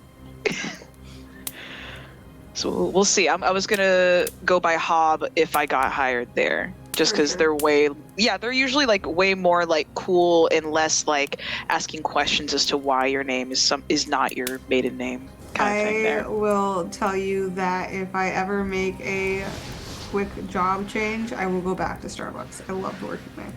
Not that this is by any means, Starbucks does not like support Blue Box. They are not a sponsor. Not at all. They don't. That'd be great though. I just have a caffeine fix that needs facts. That needs, supply. My caffeine addiction started when I first met Vivi because she kept pouring me coffee at one time, and then I was like, my body's like, now you need it. Was this at Blue Box Con last year? Yeah. Oh, honey. We were at the Cracker Barrel, and I was like, this is a lot of coffee. She kept putting ice cubes in it for me. Just. I think 3 or 4 cups of coffee. That's like an average morning for me. I don't drink coffee at all. Oh, honey, no. Okay, you need to come over. Who the fuck is that? Josh, you're making me curse. Stop. I hate you. Sorry, Becca. I'm sorry you have to see me like this. I'm just glad I get to see you. Yeah, I know. It's been I feel like it's been forever since I've played, and you too. I feel like we all keep missing each other. Josh, she was definitely hardcore missing those hard winks. I mean, hi babe, I wasn't flirting with Hob. No, not at all. Not even a little bit. You just shut me. Hey, you. Alright, I'm gonna go get food real quick. Go for it, dog. You can get whatever. The blue ones are like, the blue ones are no, behind. Like behind the purple. What are the blue ones? What are the purple ones? Oh, sorry. What are you talking about? The blue ones. What are the blue ones? These. I want one. Give me. You always have things I want. Maybe that's not blue. I know. I'm talking. I think that's just I think that's just Vivi. This is how we She's find something out we all want. No. There's There's orange, blue, and purple. So I was just saying, if you want a blue one, it's behind the orange and purple. It's just how it was stacked in the box, which is weird. Mm-hmm. Flavor is the blue. Good cover. Is that like creamsicle, raspberry. orange creamsicle or something? Yeah, crimson. Yeah. You see? I know my bars. Creamsicle. Creamsicle. Vivi's got bars. No, I don't. You know who has bars? Josh, when he does Monster Mondays. You know who else has bars? Who? Bartenders. Oh, I was gonna say Hop because she's an alcoholic. Do you know who else has bars? Prisoners. Gyms. Are we just naming places that have bars? Yeah. You know who else has bars? Who? Some malls in Central America. Did not know that. Come over there. You know, I've been to a movie theater that did. Had a So bar. have I. Yeah, in Australia.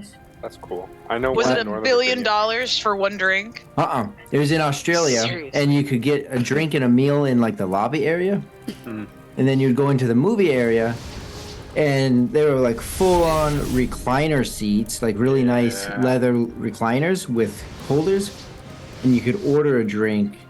Hob, To let's your move there spot. together. We have those here. Honestly. You're in Hob, Canada. just you and me We have in the them land here. down Together under. forever. Which is so the weird thing that I Fighting don't rattlesnakes. understand is that Math. no, yes, that too. But the thing that I don't Yeah. understand is that you guys can get liquor anywhere, like at the grocery store, at like. Depends That, on the like- state, but yeah. But that's what The I mean. pharmacy. I could go anywhere. We have an ABC liquor on every corner, dog. I could go right now. See, that's the thing that's weird to me is because we can get alcohol like that, but yet we have the movie theater with the alcohol, but you guys don't. Like, Yeah, but it's limited. Like, so it's yeah. more limited for you, right? So in like, if you look up Irvine, California, I always talk about Irvine, California, because there's a designed utopian society. And so they don't have access to stuff like that within the city limits. oh, They don't have a dance club. They don't have a strip club. They don't have bars. They don't have, and the crime rate is super low. So even if you had a theater yeah, with that stuff, your common access is low. yeah, that makes sense. What are we talking Canada about? restricts everything, including See? language. So Ooh, what kind of iced coffee do you have, Becca? That looks not so iced fun. What is it? She looks so happy too. It's not iced coffee. I meal prepped for the entire week, so I don't have to cook this week. Smart. Very nice. Smart. It is pork chops with a lemon thyme gravy. And I'm just excited because we ran out of Tupperware, and I was like, mason jars. You're Mason eating. jars are great. You're eating pork chops out of a mason jar. Is that correct? You know what, John? They actually you, seal when better? I come to your house. Did I sound judgy? Judgy. Did I sound judgy? Reported crime rate is low. Yes, reported. That's right, Tim. Just the reported. All right, everyone. So welcome back, and thank you for joining us tonight. We're going to go ahead and do that Ravenloft giveaway here in just a bit. But congrats to all of you on the level ups. I gave the announcements for the week, but a reminder again, we have actually a couple things coming up the weekend before Halloween. On Friday night, the 28th, we have the Return to the Patch, the Overgord follow-up to last year's one-shot with Art of Mike Disney. Players will include Vivi. Vivi will be in that. And then I believe Pat draws, Robert, and... Dawn. And then... Don. Tales Don Tavern. from Tales Tavern, Don. Mad Wizard. You know him in Discord. He played Finn last year. Sir Finn, who bravely ran away and was the only one to avoid the TPK because he ran. He'll be back with us that night. Then the following morning, on Jay's channel, on Lord Gazumba, I'll be playing in the Barbarian campaign with Tim. The ever mysterious Tim will be running that Saturday morning, and we'll post that in our Discord as well, so that'll be fun. Yes. All right, so... here we go, and let's get back to the game, shall we? Thanks, all you mad chatters. There we go. And, all right, so in the, your night goes uneventfully. I've already rolled for any random encounters, and no such things occur. The following morning, the wind picks up again as the moons recede on the horizon and the sun casts its pale light over the horizon, offering little warmth in the chill of the Raker Mountains. Frost icing everything over in the night. Your teeth chatter. It was not a very restful evening, as I already mentioned. And in moments, you pack up your camp. Any conversation or anything you want to do as you pack up your camp for that night? Yes. There is. Whatever you do, and make it quick, because Rizia's already on her way. Rizzy's already leaving you behind. Rizzy's So up since 4 a.m. Yeah, literally. As soon as the sun rises, she was already gone. She's sitting on her rolled pack, like, y'all ready? Hurry up. So, I made you breakfast. Let's go. So as we're all packing up and getting ready, before we head off, there is a few things that I would like to say that will make them short, like myself. Haha, you see, I made a joke. Anyways, forget that. I won't do that again. Still learning these weird things you guys do. Anyways, That freaked me out. Yeah. I do have a couple things to say though before we head out. One is I have some items, or a couple items, that if I spread them out might be more useful to all of us. That being a couple poisons. I would recommend being very careful with them. But as I noticed with our encounter with that last creature, I don't know what it was. Probably this cold. I'm going to say it's the cold, but I could not hit that creature. However, if I give each of you some of this poison, you can use it on arrows or bolts or daggers or swords. You have poison from the spider that will make the individual much, much weaker than they typically would be. And I also have the one Rhizia from that book that I scraped off of the book. Sorry, you don't got the dagger no more, but I have more of the poison. If each of us take some of these poisons, don't drink it, but if you use it on your items, someone would be bound to go down much faster. If you'd like some, you can part with it, because I think we will be more effective that way. Any takers? Rhizia will come to you, and she'll take the poison and put it in her pouch, and then she'll just start automatically like rolling up your bedroll as you're talking. She's like, "Hurry up, let's go." Okay, I mean, you don't get it all. I only have one vial, so you can apply it if you would like. How do I apply it without getting it all over my hands? I'll apply it. You roll up my bedroll, I'll apply it. What And am I putting it on? My great axe. Okay, She just like make it- hands it to you, like in the snow. So just like- know, once you hit someone, it's going to come off on them. Do you want it on there now? Well, what better time? I don't think I'm gonna have time to apply it before. I don't know. This got complicated. It's not supposed to be complicated. If I apply it now, whenever I have to attack somebody, at least it's already on there. Yeah, but if you apply it now and hit, I don't know, an overgrown rat. Can you not just soak it in some sort of cloth, and then when you're ready, you just kind of wipe it on it real quick? I don't know. It's something for you guys to think about. Rhizia is in a hurry. She's gonna. We beat can my think face about in. this on the way, Anaho. So, I got these poisons just so you know. I can spread them out. Okay, 2 different kinds. The last comment I have, the second comment, right? Second comment to last comment, is we seem to not necessarily fight well together. We fight with each other on the same battlefield against the same enemy, but not with each other. At least the drow had taught me that. Fight as one unit. Rhizia, you seem to be strong. Rasmus, you seem to heal. And though Valfino and I are generally quiet, and Rowan, you do a lot of weird things. I have never seen that happen before. That is kind of scary. Don't attack me again. I will shoot you. Again. But perhaps if we all work together, what is it that we're all good at? and we don't have to struggle so much. Okay, and so Rhizia doesn't lose her mind. We're going to presume that you've all packed up. You're walking on the path as this conversation is happening. This is like everyone's like packing up, ready to was go. already like rolling, Yeah, that's all. You're already moving. So Rolling Buffino this up. conversation is happening as you're heading up the mountains. Yes. Still in the sleeping bag, she was like rolling. He rolls up a I was Naho gonna in his say, sleeping while, bag. Just his head popping out over her shoulder as he's talking. Yeah. Let's go. Sorry, go ahead, Val Anaho. would have already been walking. Like while Anaho was like, if you guys were still at the camp, Val would have known where to start going because Rhizia would have been staring in that direction all night. So he would have already started walking and figured you guys would catch up eventually. He's not sticking around for anything right now. He's gone. Anaho is giving sound counsel here. I didn't mean to interrupt, so go ahead, continue, Anaho.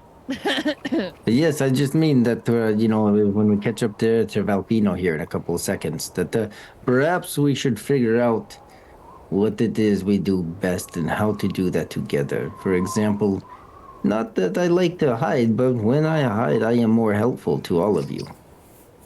I actually like to hide, but Anaho, are you saying that we should practice fighting together? I am saying that we have lots of practice. We just don't practice well. So you are saying that? That if we perhaps not just share the terrible traumas of our past, but the strengths for our future, we might do better. And Rhizia, you might keep your other arm. You too, Rasmus. What do you mean? My arm's here. It's totally fine. I don't know what you're talking about, Anaho. Meanwhile, Rasmus.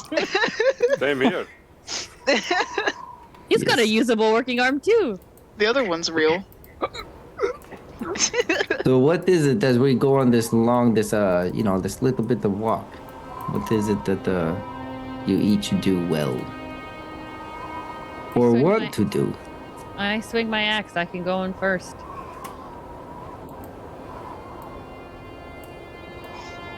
Unless you want to go in first and sneak and hide, that seems to be what you want to do, or what we have been doing. I could go in first, I could go in second, I could definitely sneak and hide and do more damage, find those vital spots to attack. But, timing doesn't always matter, but I could clear a path for you as well. But Erasmus, you seem to like the back. Personally, I definitely know I can. Vivi! I definitely do prefer to be in the back. I know I can take a hit, and I am very perceptive if anyone needs to come up from the rear. But also, if possible, with what I have been blessed with, I am best if I'm able to kill at least one of the creatures. With that, I do not need to waste any sort of my abilities on myself. So you want to at least take the killing blow that has a benefit to you. Yes, very much so. To at least one of them. So perhaps calling out when we see the creature is about dead, or we think it's about dead. I can do quite a lot with that. Yes.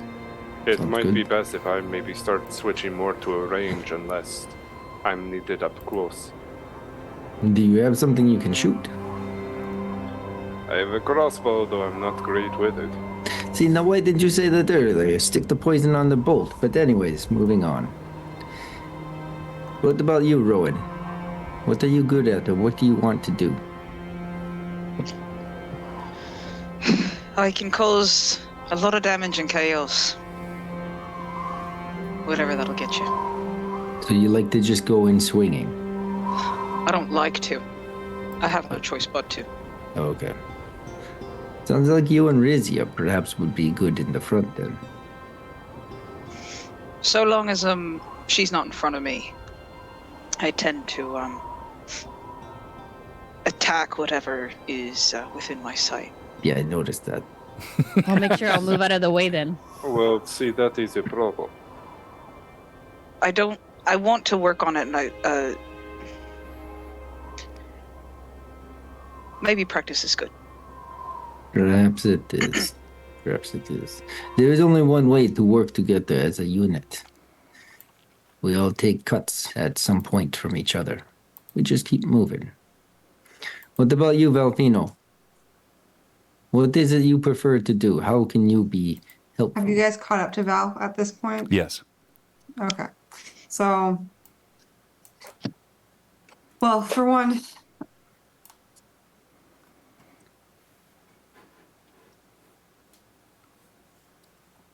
I'm quiet.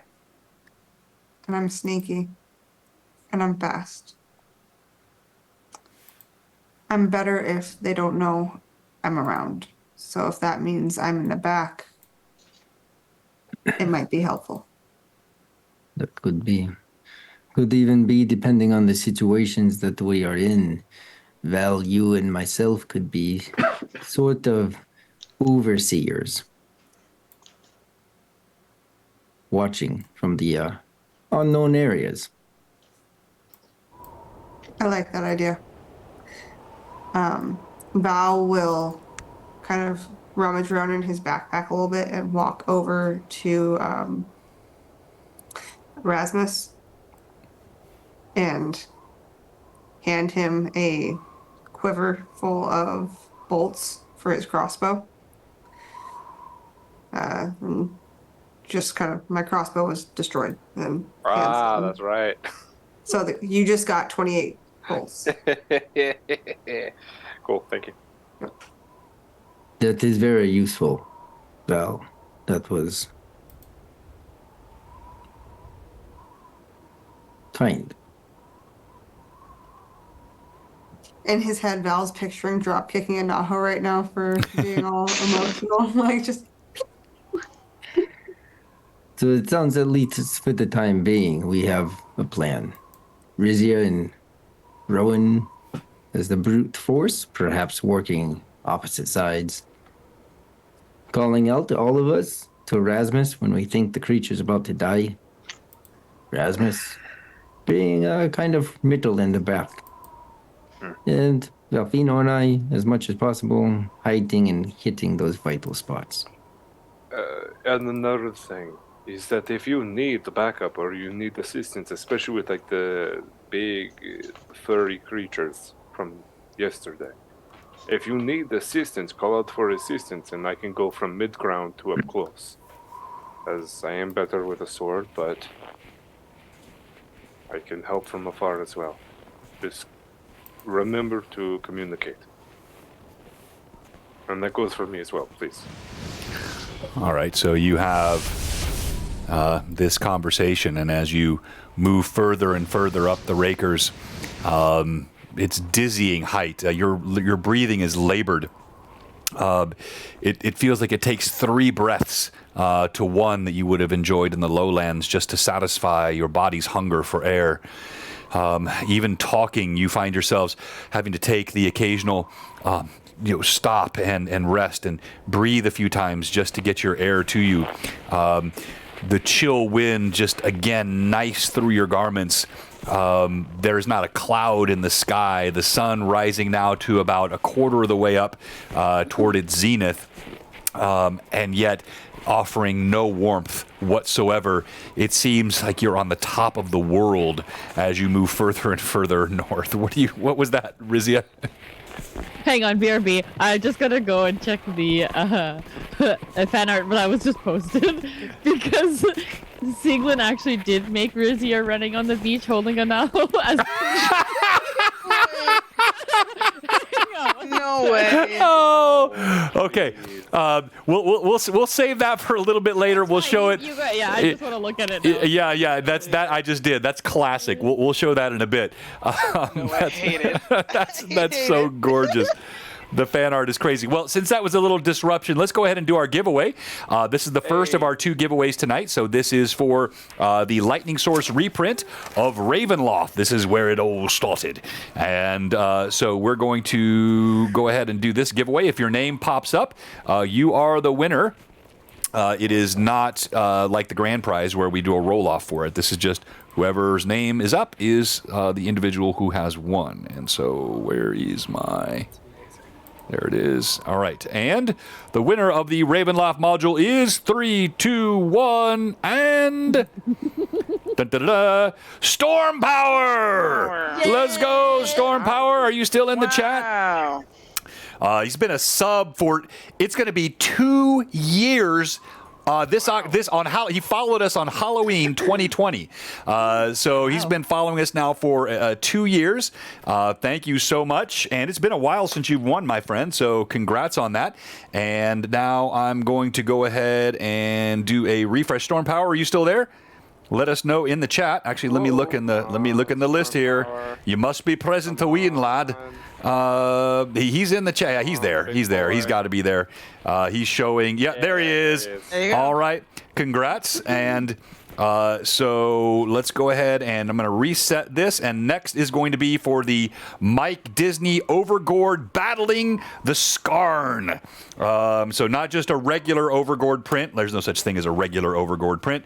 But this guy. And you're going to type SKARN, exclamation point Skarn, in the chat. I'll copy that and pop it in there for you so you can see. This is what you need to type. Hello, first time chatter. So Control V, there we go. Exclamation point Skarn in the chat. This is a custom print autograph by the artist Mike Disney. And this is the Overgord Great for the time of season battling the Skarn here. And we'll give that away later tonight. All right. Back to the action. So as you continue, as I described, it is difficult to breathe. The wind is brutally chill. You feel as though perhaps with one more step, you might just drop off the edge of the world. Rhizia takes a deep breath, and you almost see her walk a little bit faster. She's like in her element. She's totally fine up here. She's been up here lots of times. So she's very well acclimated to the high altitudes and the weather, actually. To her, it looks like she's walking like on a nice fall day, like a brisk fall day. Like, she's just like... And the purpose in her step, I mean, it just, you've not seen her like this in some time. She is quite enthused. Rasmus is just like...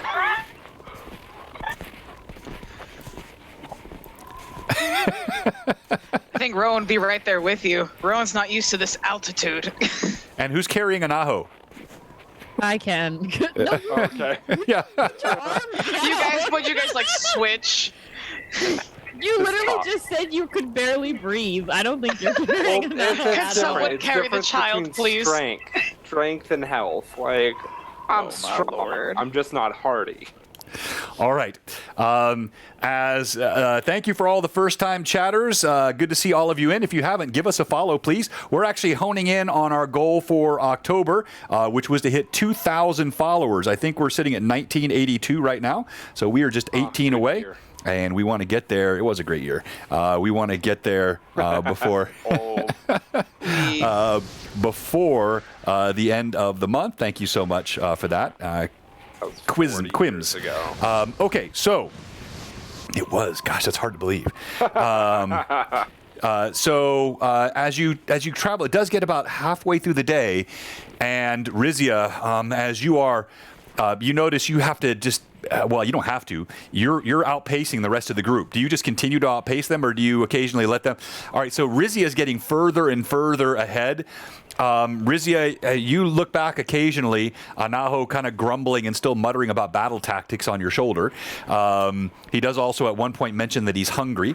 And you get about midday, she hands you up some Erasmus meat, and you see there is a tree. Which perfectly fits Adoram's description as you look off to your left. And it just now dawns on you, what an odd thing. It is, in fact, an oak tree, the only tree of this kind that you have seen here in what is otherwise only the hardiest of conifers, which can survive in these peaks and these very, very thin air. But as you look at it, it has no leaves. It is ancient, grown to massive height. All the smaller branches already broken off. Only the center trunk, which spears high into the sky, and these two larger trunks, large trunks coming to the sides, giving it almost this trident shape as it defies the wind. Clearly, it has been a long time since this tree was alive, and yet somehow it yet stands, an oddity here in the midst of the Raker snow. You don't see a path, but you know you were told to go to the left here. You have noticed, though, as you've been traveling, I should have mentioned this earlier and I forgot, you are occasionally seeing tracks that crisscross and move around here on the Rakers. Some almost covered by the wind, others perhaps even just from yesterday. Footprints, you recognize these. There are prints of orcs that have been combing this mountain, the snow orcs that have been spoken of already. They have definitely been looking around this area. So she would definitely point that out to Anaho if we were seeing that as we were traveling. She'll just kind of point out, like, look, there's some tracks over here. As we get up to the tree, you notice, like, she's been taking steps with Purchase every single time, like with, she comes up to the tree and she touches the bark and puts her hand, and she just takes it in for a second, just knowing that she's so close to this goal that she's been looking for her whole entire life. She stops for a moment and almost like forgets that Anaho's even on her shoulder. She's just, and you could see her just trying to control her breathing. As she looks to the left, she'll try to see if there's any tracks going in the direction of where she wants to go. If there have been any, they've been covered now by wind and snow. You see nothing here moving to the left of where this tree is, as was described by Adaram. Anaho, we need to go to the left. We'll wait for the others to catch up before we proceed. Just in case. Sounds like a good idea. How are you doing up there? Oh, little chilly, little miserable, but I'm not in the snow, so that is okay. Do you want some extra first? I mean, I'm not going to say no to that. I might have to dump them if we run into something, because I will not be able to walk in all of that, but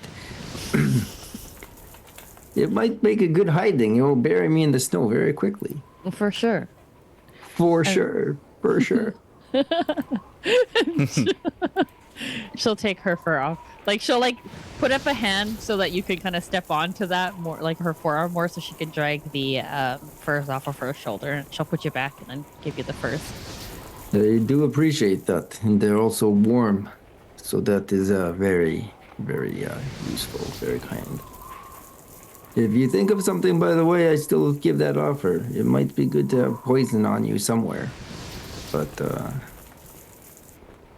it takes a little bit of a time to apply during a battle. If you can give me some, I don't know. I don't have anything on me to kind of portion it out. You said you only have one vial, right? Yeah, one vial of each. I'll talk to Rasmus. Usually he has something. Okay. I'd say up his sleeve, but usually it's just a black arm, so... Okay, so quickly, so we don't miss these, we've had a lot of subs and gifts. Thank you so much, Mad Chatters. We just hit a level 3 hype train, I think. We're moving now into level 4. That's awesome. Thank you, Chaosic. I've been popping in the chat if I've missed you. Manda, you can help us keep track of what went. I know I saw at least like 10 of those went to the DM, if I counted that right. Or maybe it was just one. Again. Maybe it was just one. But yeah, so Rhizia and Rowan each got 4.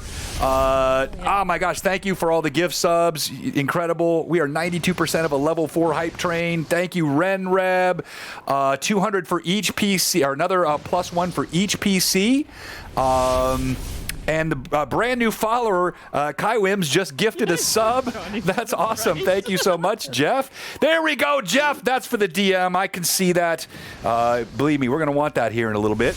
Just kidding.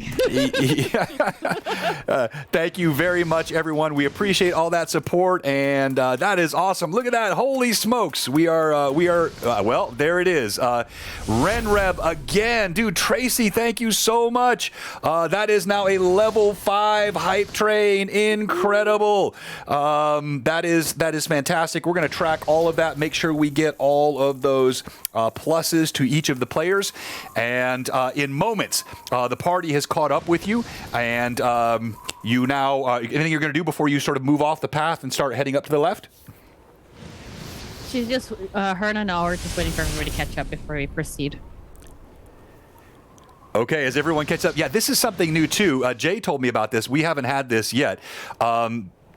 Twitch is uncapped, so you can actually go over 5 now. And I'm not trying to ask for that. I mean, thank you. You guys are awesome. But you can see actually now it can go 5 and go 6. So really, no. This is thank you, everyone. But it's just cool to see on Twitch that they've done that now, whereas they used to cap it. Come on. All right, so Josh, please stop. All right, please stop. All right, so as you move up the side of the mountain, your feet trudging in the heavy snow. Can I just arguably say that Rhizia would make a path and everybody would follow into that path? You like do in your my steps. Do you know what I mean? thick, Like, powerful legs. I'm just gonna say you usually walk in the same trail as, Rory. Back me up here. On the sidewalks, you walk in the path where everybody else has walked. You're not gonna walk on your own. This makes sense. All right, so you clear your thick legs, clearing a path for everyone through the snow as they channel behind. Holy smokes! Thank you so much, everyone. More from Benjamin Chaosic, more from our new follower, Kaiwims. Thank you so much for that. You like dinosaurs? I do too, just not in my D&D. Thank you, thank you. We've never had a level 6 hype train before. Thank you so much. Super cool. We appreciate all that support. Amanda's probably having a hard time keeping up. Oh, Benjamin, stop it, dude. Golly. I might have promised them that you'd allow dinosaurs in if we got to a level 7. No. You heard it here first. Hey, I tell you what. We will do this though. When we hit partner at Blue Box, I'll have a one shot with dinosaurs. All right, I'll do that. Right when we hit partner, I'll do a dinosaur one shot. How's that? All right. Finally, please, Jurassic Park. Yeah, I was like, I'm so ready. Can I put my hands up for that one shot? Same. I want to play it too. Can we make it where it's a flip the script of Jurassic Park where we're the dinosaurs trying to hunt? Oh, you know what? That might be fun. All right, come on. Let's get serious about this. All right. Thank you very much, everybody. Hype! That's awesome. Thank you, Tracy. Thank you, Robert. Thank you. I'm going to run out of thank yous here, but that is incredible. All right, so fast forwarding this. As you follow in the footsteps, the sun now gets about... you get to the peaks. You can see now you're not more than a quarter mile from this particular peak of the Rakers from reaching the very top. But there is something that begins to take shape up there, up ahead. You can see on the stony rock, there appears to be what looks like an ancient column that juts from the rock, broken at the top, crumbling at the base. Oh my goodness, guys, what are you doing? Mad chatters, you're going mad. Come on, let's keep it going. You see this crumbling tower up ahead, jutting from the rocks. Can I inspect it more? That's probably nothing, guys. It's probably fine. Yeah, let's just keep moving. All right. As you keep moving, you approach, and as you get closer, you can see there is what looks like an ancient temple. Bits of it broken, in places built into the rock. In other places, you can see clearly man-made columns, some of which have tumbled over, partially covered by snow, others sitting on tops of jagged rocks. As you look at the stone, so weathered by time, you would immediately gauge this to have been abandoned not for years, not for decades, perhaps even beyond centuries. This is ancient beyond ancient. And as you get closer, you come over the top of the uppermost ridge, and you descend down into a small rocky outcropping where now you can clearly see, in fact, this is an ancient temple carved into the rocks. Black stone covered with some hardy kind of lichen which manages to survive here in the frosty rakers. And this area clear of snow as the wind has just swept it off atop. Nothing really stays here for long as the wind just kind of abrasively scrubs it from the surface. And you see two huge fluted columns ahead of you lifting up toward the sky, cracked at the top like two accusing fingers pointing skyward. And you see a stone pathway that leads ahead to an open chamber and another pathway to your right. And so I'll bring this up on the screen now that we've had the description.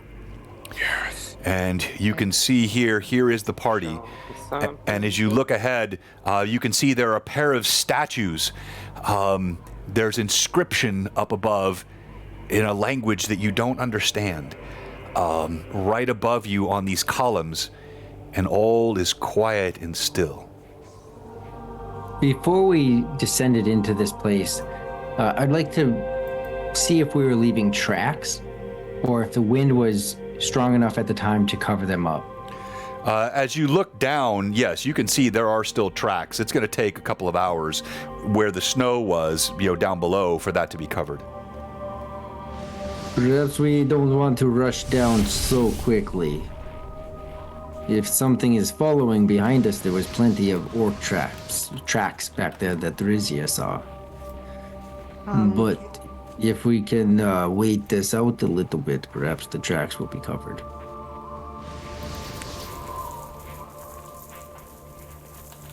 Oh, I was just going to ask DM if I could roll a perception check and see if we hear or see anything coming behind us. Yeah, go ahead. Please roll. That's going to be a D20. Yes. And then you're going to add your perception to it. 18 plus 9.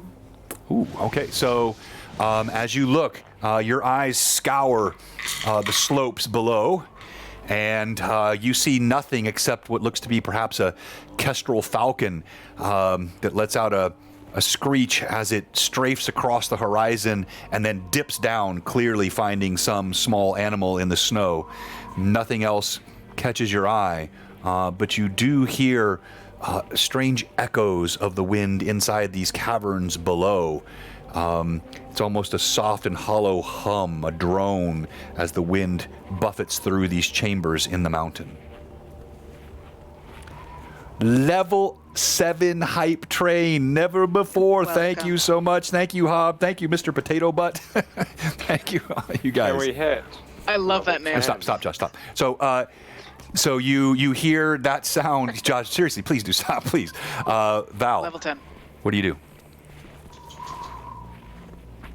It was more than just wind blowing through, right? Like there was something eerie about it or something different about it. Think of it. You remember as a child, sometimes your mother would play a game where she would take a fluted bottle and she would blow in the top of it, and you would hear that hollow sound. It sounds similar here as the wind blows through these tunnels. It's creating an effect, the channeling of the wind through these passageways. So I wouldn't call it necessarily eerie or nothing that sounds artificial. It's just an interesting effect that the wind has going through this ancient temple. Val will turn to Anaho. You might want to wait, but I'm tired of being cold.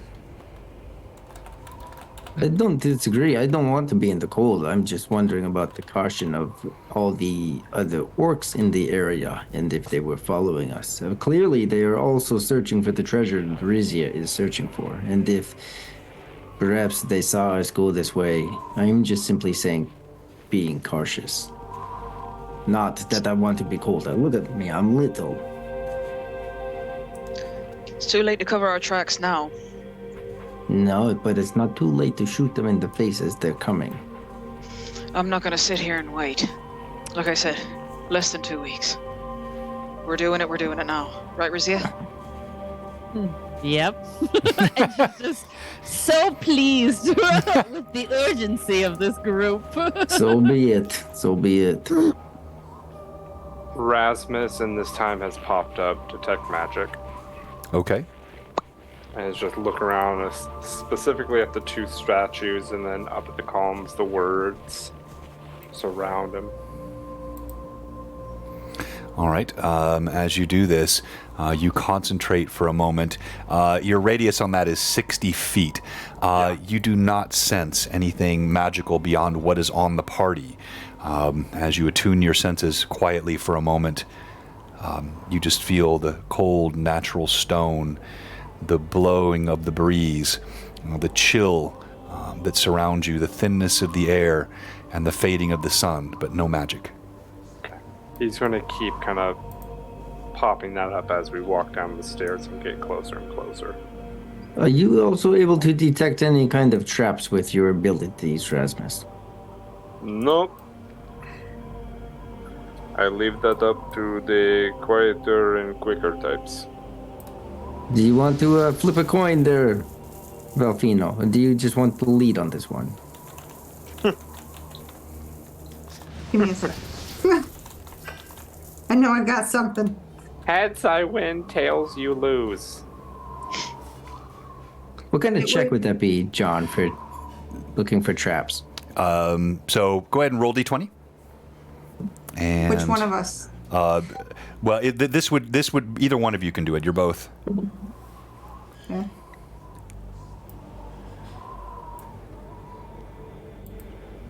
I heard you roll. You can take it. I rolled a 15. Okay. And you, Anaho? Glad you And took it. Anaho? Oh. Are we adding anything to it? No, your Because- perception, yes. Oh, okay. Oh, okay, well that would be a plus 11. Okay. All right. And I Anaho? rolled an 11 plus 12, so that'd be 23. Okay. No, as you both look, you do not see any. Thank you again so much, everyone. We've completed that level 7 hype train. I am just humbled and grateful. You guys rock. Thank you so much. We got another. The all-time record has been shattered. Our all-time record, new time record. Ooh, Yes. that's super cool. Yes, that is super cool, and we're super thankful. As you step out onto the platform, you see what I'm showing you here on the screen. You see these two statues. They're knights, tabards flowing across plate armor. They hold stone swords. And as you look closely at them, you see on the front of their chest is a blazoning depiction of a sun carved with its rays bursting from the chest.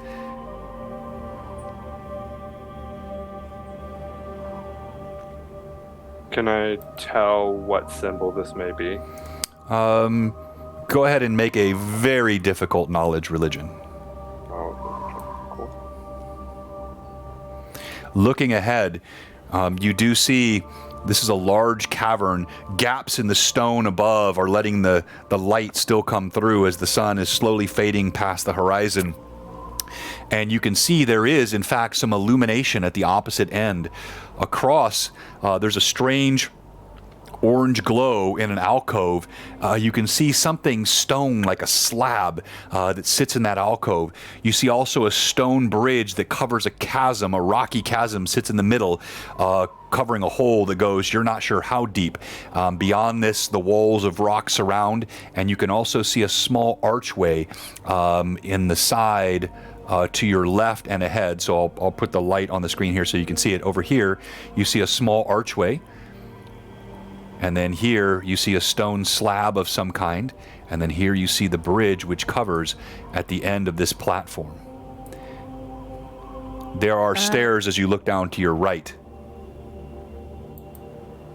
Based on what I forget what that guy, the meditating guy, told us, that is the Adoram. right way, correct? Yes, Adoram. Adoram? Mhm.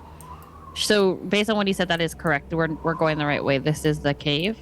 This is exactly what he described, exactly where he said it would be. Okay.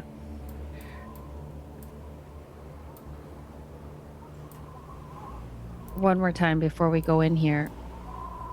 You guys don't have to come with me. He did say that we would have to face death. He said we would need to pass through death. Pass through death to find what I seek. That may not mean what we think it means. Let's hope not. It has plenty of meanings. Maybe we're just passing through a graveyard. Hopefully. That would be nice. Val will look to Anaho and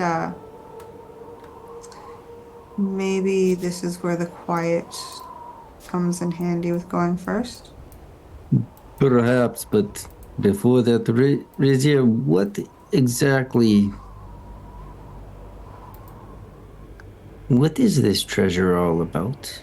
Perhaps like a cursed treasure of a pirate, or a lost treasure of a wizard, or what are we walking into? Whose treasure is this?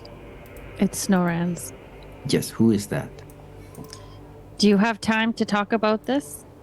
I just want to know what I'm walking into. I don't know what exactly is in this treasure. Yes, but did he have some history to him? He was known for devious traps. He was something. Nothing. Not known for traps per se, but 400 years people have been looking for this treasure. 400 years. For 100 or 400? 400. Okay. Then yes, perhaps you are right, Val.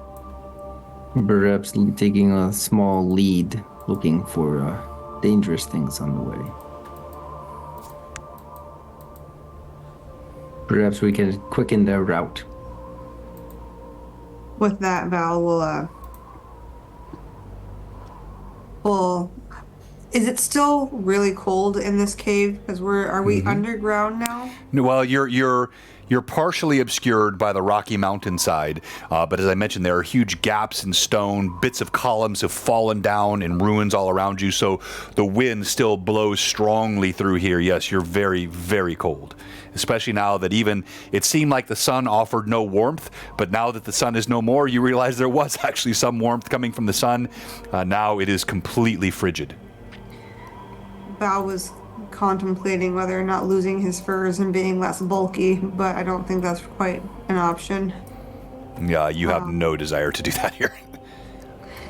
So Val will just start making his way down the stairs cautiously, the entire time keeping his eyes peeled for anything, scanning the steps in front of him, the walls around him, and trying to place his feet where they will make the less noise. So if he sees a pile of rubble or something, he will make sure to step to the side of it, not to make a crunch. So he's being very cautious.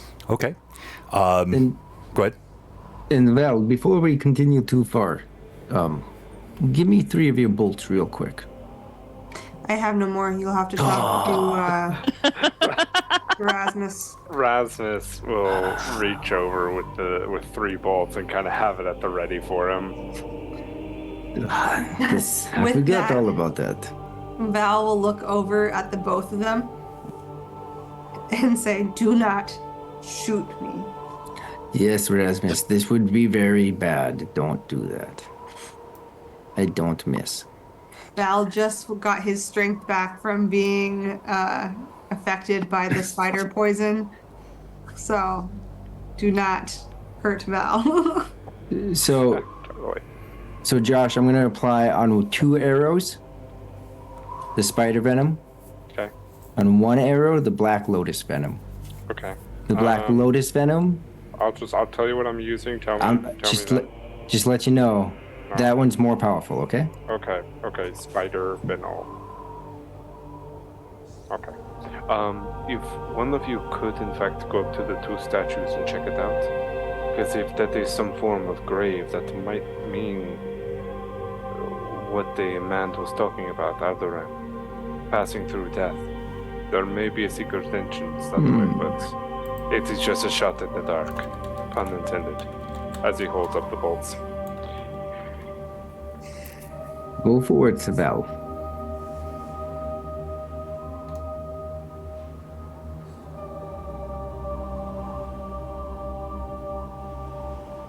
Muted. Gosh. So Val will make his way back up the stairs and over to the statues, and cautiously walk up to them because he's very hesitant of everything now since the last temple run-in that they had. So he's a little nervous, but you can't tell. He's just very observant. Do I roll a perception check again, or? Yeah, and by the way, with Josh, I don't think I ever got your religion check. What was the one number? Not enough. Okay, all right. Not enough. All right, so what are you looking for? Really high, yeah. What are you looking for here, Val? Whatever Rasmus was wanting me to come over here and look here just to see if it was like if there's anything substantial that stands out, if we can see anything from this vantage point, if there's anything about the statues that. Okay. All right. Go ahead and roll. Give me your roll. 20 plus 11 for perception. You rolled a nat 20? Yep. Okay. From this vantage point, as you stand up and you look past the statues, there are a couple things that strike you. You see the glowing on the opposite end. This is sort of the vantage point you have, the one I'm showing on the screen right now. I'll pull Val off. So you're looking down. You see the rest of the party stands below inside the chamber. You can now clearly make out this is a coffin. It's a sepulcher that sits in that opposite end, and it's that strange glow that comes from behind the stone, and you can see there is some sort of ancient writing on tablets that sit behind it. It strikes you, looking around, seeing this glow. You note there is also a carving in the stone, partially broken away, where the rock has fallen, that looks like it was the same great sun symbol that was on the chests of these knights. And you have the sense that there was something here, the meaning or the purpose behind these people was tied to light or to illumination. But you see no traps and you see nothing else unusual. Okay. Val will make his way back to the party, and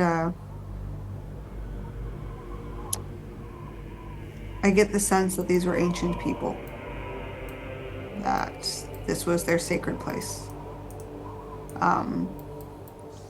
Rasmus,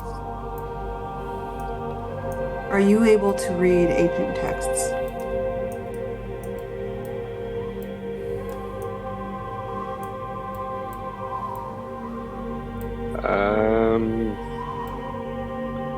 I do not think so, depending on the ancient text. Val will kind of brush you off then and turn to Rhizia, and were these your people? Do you have any connection to this besides the treasure? And you could see almost like a yearning in her eyes as she's staring directly into that cave. No. None of this looks familiar. Well, I think light and the sun meant something to them. You see that glow over there as Val points into the distance. There's, I think, a coffin there, and behind it there's what looked to be ancient scripts, tablets, stones. Looking back at Rasmus now, this might be a good time to do your spooky sense. There doesn't seem to be anyone here, but that glow shouldn't be here. So, time to figure out, use your spidey senses. My what? Never mind. He wouldn't understand. Is that a quote from a play of something, or from a work of thespians? What realm are you from? It's an old ancient text. Old ancient text. Spider-Man. Spidey sense. Pizza time. Negative inspiration, Josh. What? From me? Oh, shoot, that's what fell. My charger. Rasmus will begin trying to find some... Well, jumping between not only having the blind sight up always in the 10-foot radius around him, but also just combing with his sight of detect magic. And if he doesn't detect anything there, then he's going to do a sift to then search the area around him. All of these are orisons. Okay. So Amanda just gave me a thought. Amanda. Erasmus, when we first met, you had a floofer. Would this be a good time to use him? If I could, I would. Like I said, most of what I can do comes with that of the expelling of one's sins. It is me listening to the thoughts and the words of the dead that I am able to pull what remnants of their soul still wishes to do good and wishes to help others. That is what I pull these things from. Whether healing, Dusk, the dog that you met, or that of words. So, unless one of you is ready to kick it, I'm unable to do anything as of right now. Val will eye Anaho out of the corner of his eyes and raise his eyebrow. Yeah, I'm not ready. Perhaps it's time for us to get moving, Valfino. And perhaps it is very important that Rasmus gets that final kill. Where did Rhizia go? Rhizia is being remarkably patient as you're all... She's across the bridge. She's already there. Yeah, she's gone. She's at No. Grandma's house. So Rhizia would be, like John said, remarkably still. The urgency to get here, she's here, but she knows better, and she knows better than to rush in here. She just wanted to get to this point, and now she's here. She's going to be cautious. Mm-hmm. She's not going to be reckless and just run in there. She knows better than that. Okay. And when I put the poison on Rasmus's arrows, I also put the remainder of the poison on mine as well, John, just so you know that. Okay. So I have 2 Black Lotus and a spider arrow. All right. Ready? Rhizia will lower her great axe so that Anaho can apply poison to it. If you have any more, or did you use them all? I'll put 2 Black Lotus on my arrows and put the spider poison on your axe. Okay. Do you only have 3 applications of it? Yeah, it is. There is no more. Val takes out his sword and looks at it. Disappointing. You do have the dagger I gave you. Yes. And you also have that very nice sword that you are currently using. But why not add a little extra fun to it? This Yeah, is this agreed, bridge so. stable? Can we tell? I mean, Well, the rock is solid, but you can see areas where some of the rock has fallen through their holes. I mean, the structure clearly is standing, but it has crumbled over time, and there are giant chunks that have fallen to the ground below. Might be Well, better for Anaho to go first. Consider your light. I can go first, and if Val wants to race across, we could race. We could always tie a rope around your waist just in case you fall. No, this is not an ice wall. I can do this. Not a nice one. Just making sure Anaho, you my don't fall. friend. In a game of agility, you would lose. Perhaps. And I'll start walking towards the bridge as I mutter under my breath.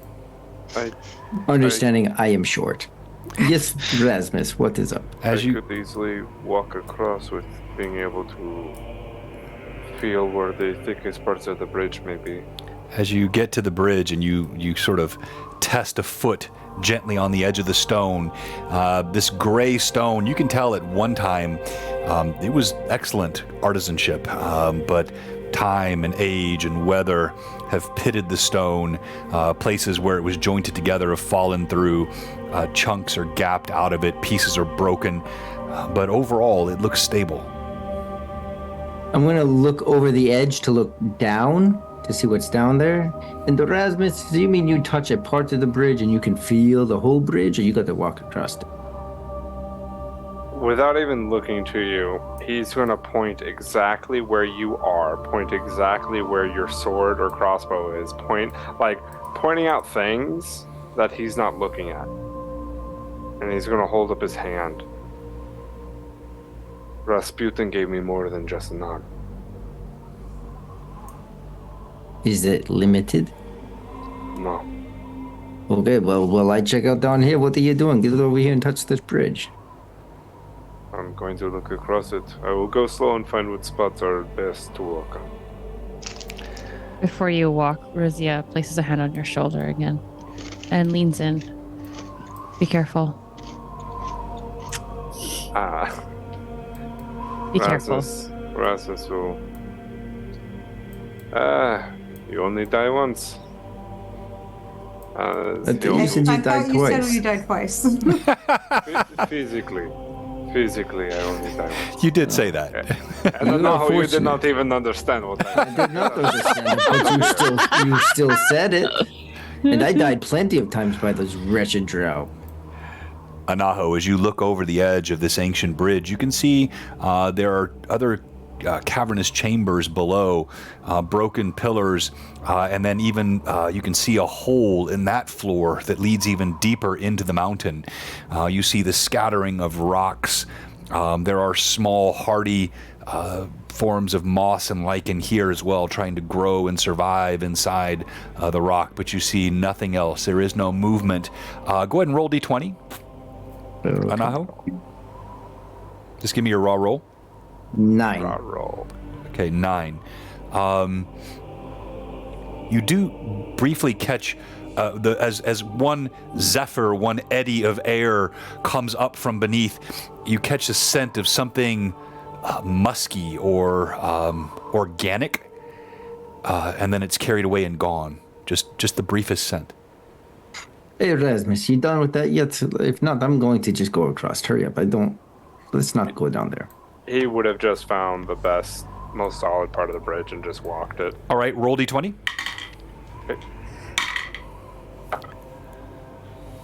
Natural 19. Yeah, so as you do move slowly across, you kind of touch and you test. At one point, a rock does shift. You only put about half your weight on it. You feel it shift, and then it kind of clatters to the floor beneath. You shift to the right, and in moments you pick a path across successfully across the stone bridge. You see Rasmus turns and looks at you from the opposite side.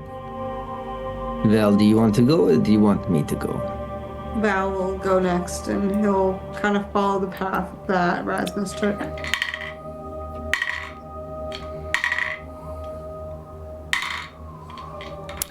Yeah. Okay. Oh, So settle down on the dice over there. no, I just made a quick check for each of you. So many arrows pouring down. Just checking for each of you, seeing how your journey across went. I mean, the bridge is actually quite stable, but there are places where you could be at risk. But Rasmus did do a good job of picking it out, and so in short order, each of you are able to make your way across. And as you do travel across, you see the same thing I described to Anaho. You see the chamber beneath, and it is quiet. The broken rock and stone, and you also catch the occasional scent of something musky down below. But in moments you are across the bridge and you see that sepulcher, that coffin, if you will, that sits exactly as Valfino had identified. Rhizia, you were told you need to cross through death, correct? I think so is what he said. What would you think about if there was a hidden passage in the coffin? I don't know. I've never thought past this point. My whole life is just to find the gold. I never really thought past what that really meant To be honest, I wasn't really sure if I would ever find it. Well, you are in good company now. We will find it. Now I'll head over to the coffin and inspect it. All right, as you walk over, you see it's made from a slightly darker stone than the rest of this ancient temple has been made. And you now see the inscriptions that stand above on the wall are carved directly into tablets that sit above this. And it looks like it has been undisturbed for centuries. Do I notice anything that would set me off, alarm me about this coffin, about opening it up specifically? Well, just that it's desecration of the dead is always a touchy thing. The thing that really catches your eye is that there does seem to be some illumination coming from inside this coffin, casting light on these tablets above it. If you do not mind, not that we have not opened up a tomb before, and that led us somewhere. If that does not bother you here. I cannot guarantee you won't be shot, but I think we're safe if you open it up.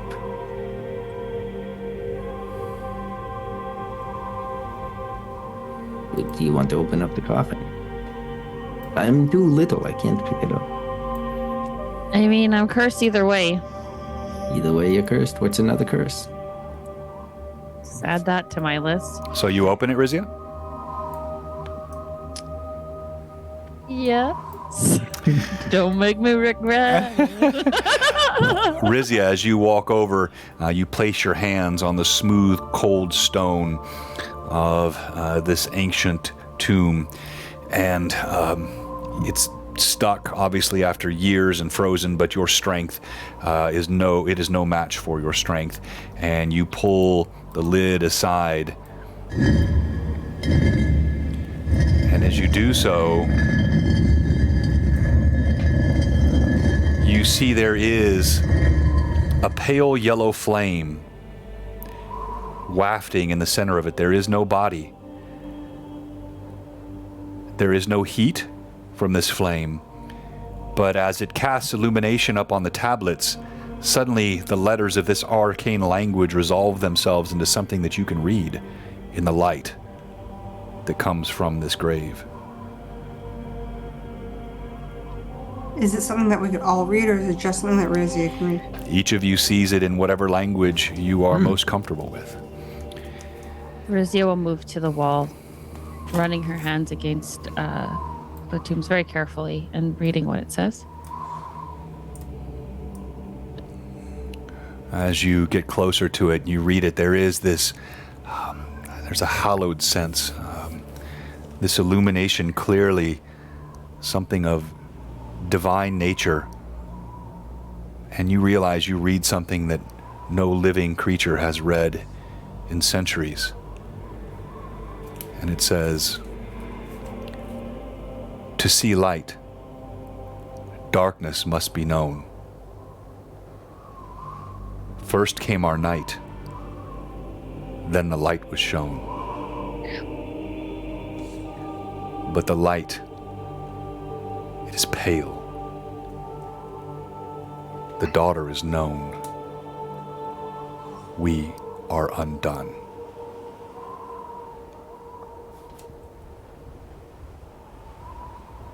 Can we get that again? Well, Or pop that in the Zoom chat or something? Manda will have it for you. Important information that we don't want to miss. To see light, darkness must be known. First came our night, and then the light was shown. But the light is pale. The daughter is known. We are undone.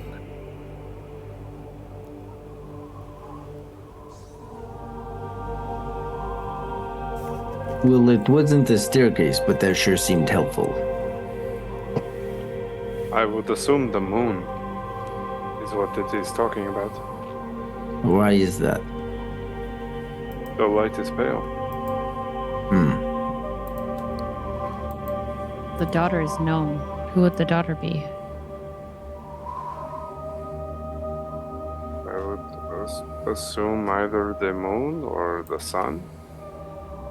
Or is daughter the way of saying the daughter of light, not as strong as the sun? Or is it the woman in the white that you mentioned? You did not hear that, unless you did. No metagaming, Rory. I did not hear that. I thought you said that. How did you know about that? I thought you said that elsewhere. With the you asked the question to the guy. Oh, he did.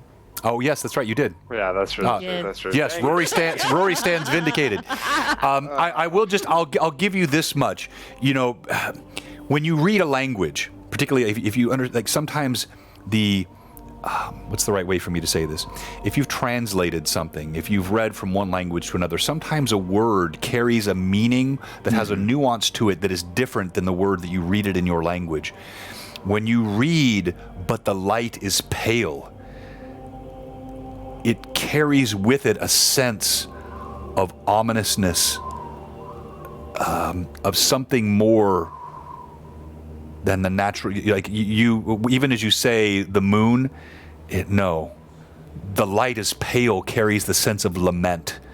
It is a lamentation. It is despair, but the light is pale.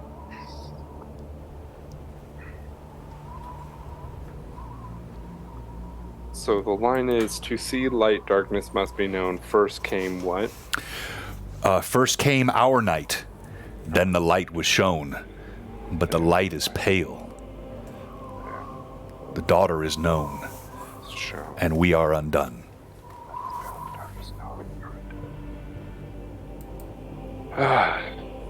No, you're pale. So is it like saying, as a lament, that they went through some actual darkness, not literal darkness, but figuratively, and their hope was the daughter, but she undone them. She was not what they expected. It would be very difficult to know for certain, based on this inscription from hundreds of years ago. I have given you as much of the context you can get from the reading as possible.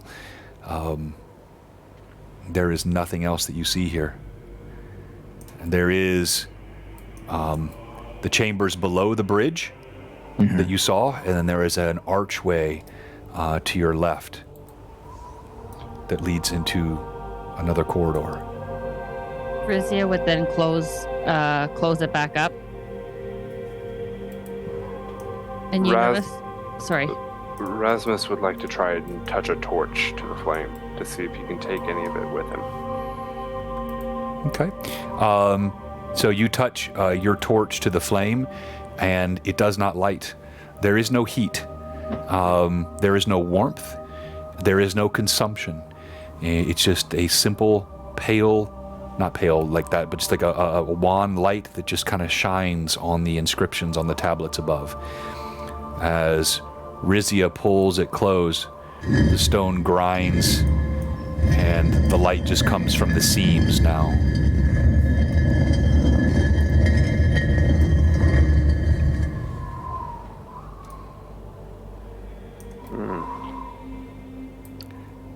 What do you do? You have the bridge the way you came. You have the chambers down below. You can explore more of the cavern. You have the passageway to your left. You can sit and stare at your navel. What do you do? What would you like to do, Rhizia? Wherever you say, Val and I will move ahead. This is no longer just about me. This was always about you. It's both here, in fact. I love that The you whole guys- group. Yeah, I know. It's like I mean in the sense where calm down, guys. I mean in the sense where I'm not the only one trying to figure this out. I'm not the only brain here that's trying to figure it out. But you're also the leader. It's also your treasure, so if you think we should go down, which I would not like to do, then we will. But I would prefer that door over there. But you gotta make a decision. If The door. Rhizia doesn't make a decision within the next couple seconds, Val will start making his way over to the archway. Are you going to look at the archway, or you're just like trying to leave? Like, he goes over to inspect it and then will, like, look over his shoulder. If no one's following, he'll just start walking down. Like, Naho will stick close to you. And you can kind of see her as she's facing the tomb still. The light is gone. She's just facing it, and you can kind of see her, and she's almost like muttering to herself, "Find the cave, the oak tree, the sharp trident. Massive branches, towers." As everyone's leaving and as like Rowan is seeing this and like hearing Rhizia go, well, now it's not about me, and now it's this and that. Now she's like displacing this responsibility that we're now here because of her. And Rowan didn't want to come here at all, but she's doing this because this is what needs to be done.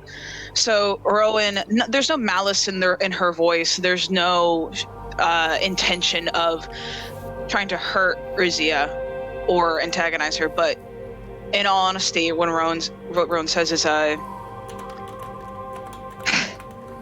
whatever you do and whatever you choose, just don't make me regret risking my life for you. And whatever it is that you want, you're not the only one that has things to live for. And she'll start heading in the way of Anaho and Val, because it seems like that's probably going to be the best option. And just as you like start to turn around and you walk away, she says, "The cave."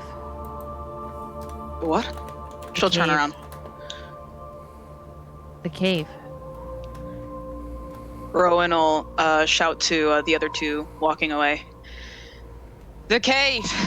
Are you saying that we have to go down? I do not want to go down there. The cave to the left of us. Oh, Is it well not? then that's where there's an entrance down there, but there was also a cave down below us. Enough with the technicalities. There's an entrance. Sorry, DM just Yes. outside. So it's left, right? Left is an entrance, and down is a cave. Yeah, there's chambers below the bridge down there, and then there is an archway that has a corridor beyond it to the left. Well, the most cavey looking thing would be down. Yeah. You want to attract that? Yeah.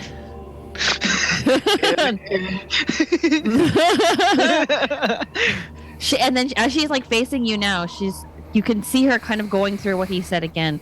Large oak tree, shaped like a trident. Go to the left. You turn from that path, hike through the wilderness, and you'll find a cave. Be warned, you'll have to pass through death to find what you seek. What you find may be more or less than what you were looking for.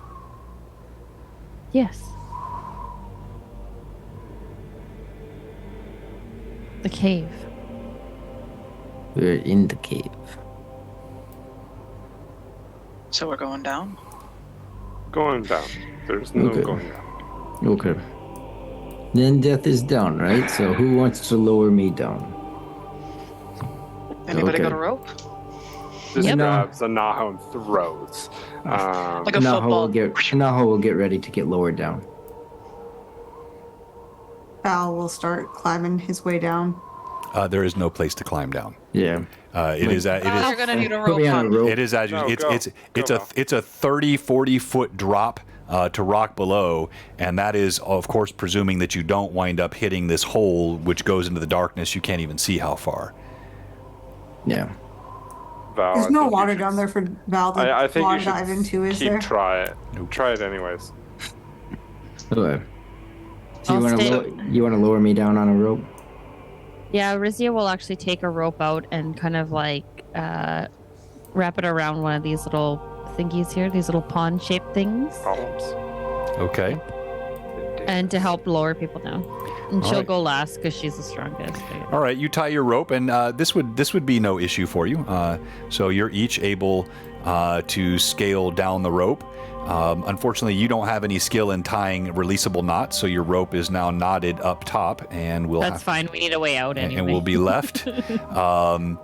as each of you drop down. Now the wind recedes somewhat, and the musty smell is even it's much easier to detect here. And so as the wind recedes just a bit, you're down inside this cavernous area now. It's still not completely dark, so even those of you that are human and have no dark sight, you can still look around. And you see these ancient columns. This clearly was a second floor. This is not a cave. This is the second floor of a temple structure now crumbled in. You see a floor broken through to your left, which actually goes deeper down into the structure. And then you see an entry way, broken stone, shattered, and something lies beyond. But then you also hear, and you feel a slight rumble under the floor.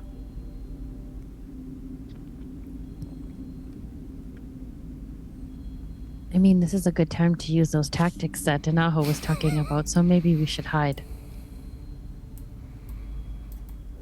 Just It sounds like something's coming towards us, or it's just the...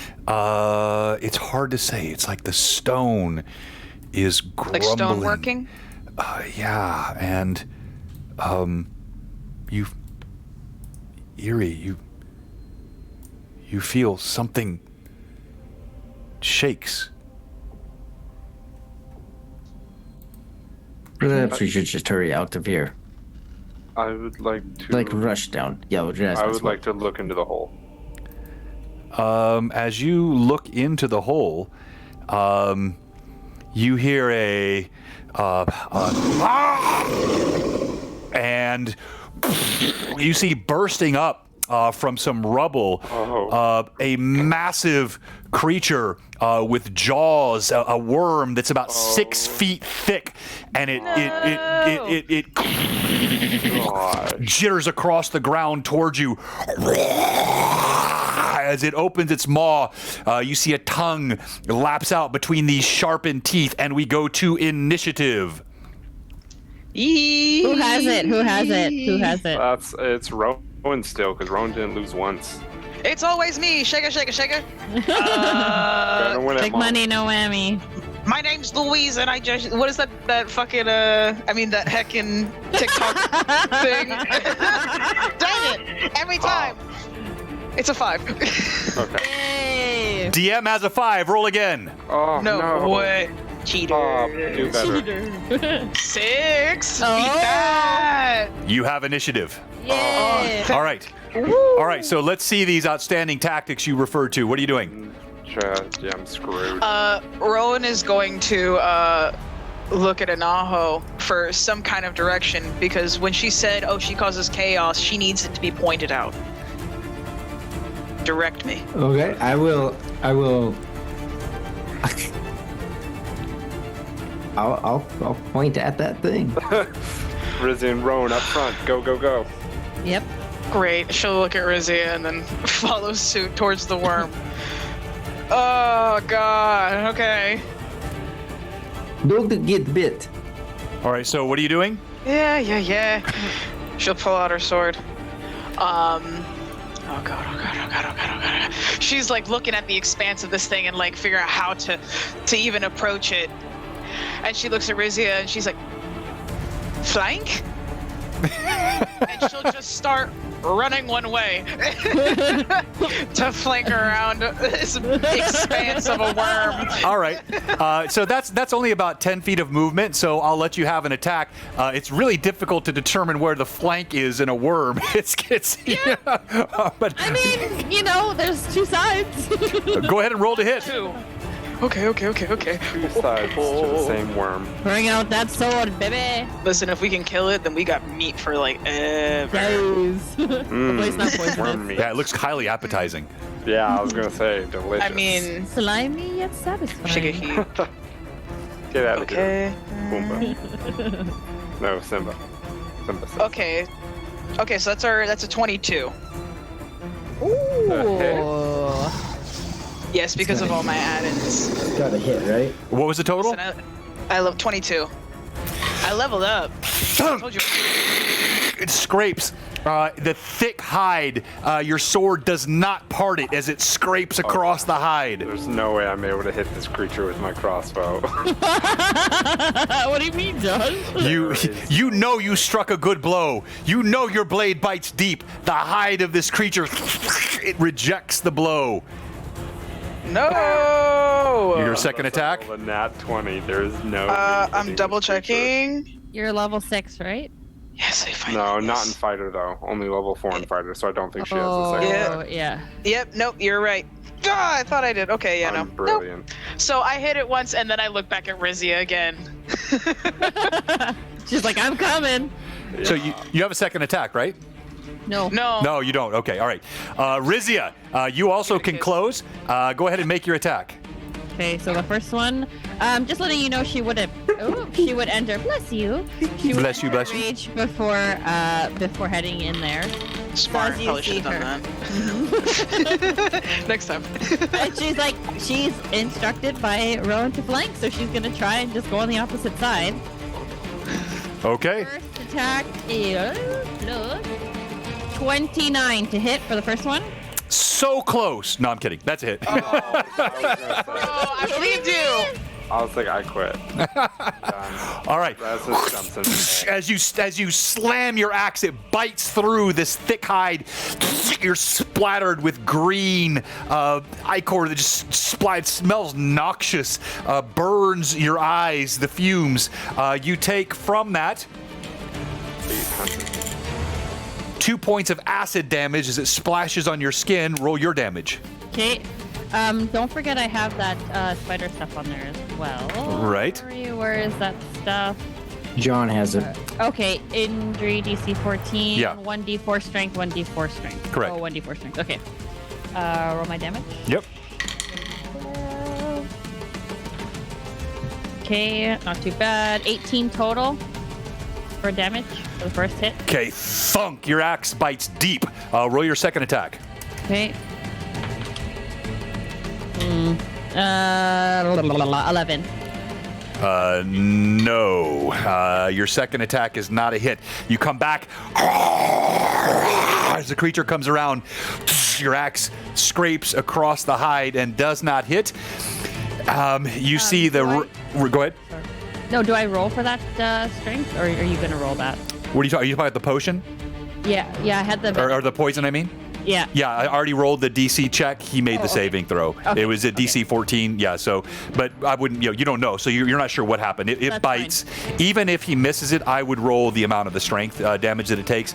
Plus, you realize, well, you wouldn't realize, but the nervous system of every creature is different. What a humanoid responds to in terms of poison may not be the same as something that has green blood. But yes, the poison did not have any effect on the creature. And with that, we're going to conclude tonight because I know we have a couple of folks that have to get going here. So thank you so much to all of you. We'll stop the combat here. We will resume it when we come back next week here in the Temple of Illumination. I've given you the title of the temple, the Temple of Illumination. And with that, let's go ahead and we're going to go quickly through our stream MVP. And then I think both Rory and Becca that have to leave right at 8? And Josh. And Josh, all three of you have to leave right. Okay, all right. So then we won't even do a stream MVP tonight because we won't have time for it. You guys have to leave in 2 minutes. So we'll have to forego that tonight. And we will go ahead and you guys can go and we'll just roll with those of us that are staying behind. Thank you so much. You guys have a great night. Love Hey, you Hob, guys. you Thank you so much. were right in the very beginning. What's that? See? Do you remember what she said? No, what'd she say? When it was just the three of us? Oh. Back to it. Back to the three Heck of us. yeah. The only ones that matter. Love you guys. All right. Take care. Thanks, guys. Love you. Okay. All right. So. God, I hate that guy. What a jerk. Yeah, get him out of here. Not you.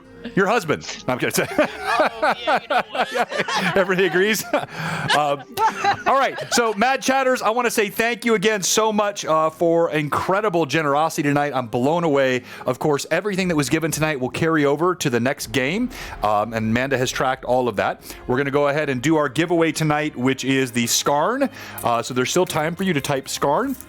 Wait, did you do the Overgord? Oh, no, that's the Overgord. Yeah, it is the Overgord, Skarn Overgord. And we will have a stream MVP tonight between the two of you. So you can vote for Rhizia or for Rowan.